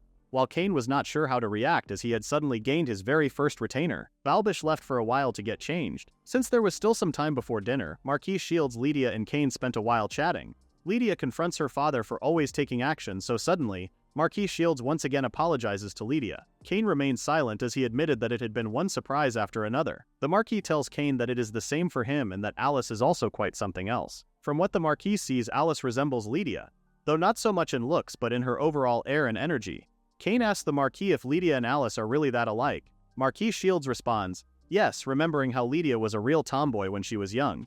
Lydia would play hide-and-seek all over the mansion. Before she entered the academy, Lydia used to train with the sword together with her brother. Lydia asks her father to stop as she felt embarrassed hearing about her younger self. Meanwhile, it came as news to Cain that Lydia had an older brother. The funniest memory Marquis Shields has is when Lydia climbed into the attic to rescue a kitten and then got stuck and couldn't get back down. The whole household got involved and it was complete chaos. With her face turning red, Lydia asks Marquis Shields if he is still telling that same story and asks him to forget it already. Lydia begs him to stop sharing that story, most especially in front of Cain. Marquis Shields tells Lydia that for him it is a fond memory from not so long ago. Seeing Alice reminds Marquis Shields of it every time. The Marquis also shares that Aisha is so happy that she would drag Alice around with her every day. Cain confirms that it is true, as he noticed that Alice has been spending almost all her time with her grandmother. Today, Alice and Aisha went out to look at clothes, ate sweets, and Aisha even taught her some knitting. Aisha would always tell them all about it during tea after dinner. Back in the Sanroze territory, if Alice and Cain went even 2 days without spending time together, Alice would get sulky. But ever since they visited the Shieldlands, as long as they see each other at breakfast and dinner, Alice no longer complains. Cain guesses that Alice may have finally grown out of being so attached to her little brother. Cain's attention was drawn to the books in the office, and he realized that there were lots of them. The room they were in alone might have half as many books as the Sanroze Mansion's library. Cain was surprised when he noticed a book that was glowing green. It felt strangely familiar to Cain. Curious, Cain asks Marquis Shields if it is possible for him to read that book. Marquis Shields agrees without any further questions, since it is Cain who is asking. When asked which book Cain meant, the Marquis turns and says, "Let's see, what was that again?" Seeing how normally the Marquis reacted when reaching for the book, Cain deduced that the people in the room couldn't see it glowing like he could. From what Marquis Shields remembers, the book was gifted to them long ago by a traveling merchant from the Magic Kingdom. The Marquis believed that it was written by some sage of that land, but no one in the territory could read the script, so it had just been sitting on the shelf. Cain's eyes glowed when Marquis Shields told him that he could have it if he liked it. Grateful, Cain thanks his grandfather and promises him that he would treasure it. Marquis Shields also requests of Cain that if he manages to read the contents of the book, he too wishes to know about it and asks that Cain tell him about it. Surprised, Cain responds that he would do his best. It was then that Cain realized that Marquis Shields had noticed the possibility that Cain might be able to read the book.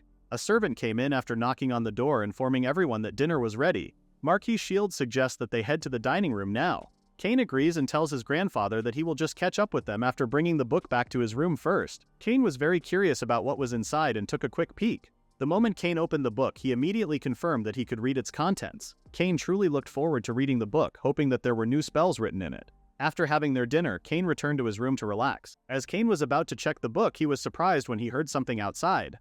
Lala lets Cain know that it is her and apologizes for interrupting him at that late hour. When Lala asks if she can enter, Cain sighs and thinks that the book can wait a little longer. Opening the door, Lala then informs Cain that she had brought Balbish with her. Since Balbish will start guarding Cain tomorrow, Marquis Shields wanted Cain to meet Balbish at least once beforehand. When Cain was asked if he was alright with it, Cain responded that he was and thought that it was a good idea that they at least talk a little since they would be together moving forward. Cain was so focused on the book that he had completely forgotten about Balbish.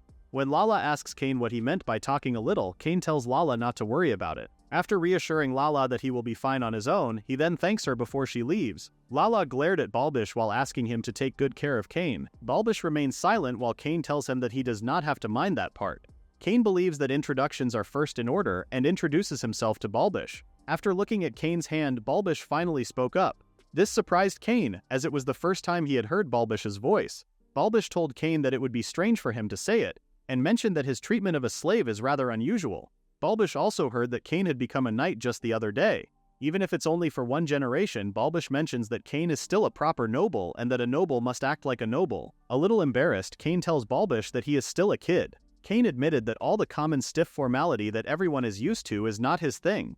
He also pointed out that he is just a noble with only one retainer, which meant that it is mostly in name only. Balbish continued to remain silent, as he wondered if his new master was simply naive about the world or if he was some kind of big shot. Balbish agrees to act loose and less formal when it is just the two of them, but otherwise he will advise Cain as needed. Moving forward with their greetings, Cain expresses that he wants to know more about Balbish. Confused, Balbish says, "About me." Cain's purpose is to actually get along with Balbish as friends, but he did not want to say it to Balbish as he knew that he would receive a lecture instead. Answering Cain's request, Balbish thought that he might as well start with how he ended up as a slave, and asks Cain if that is okay.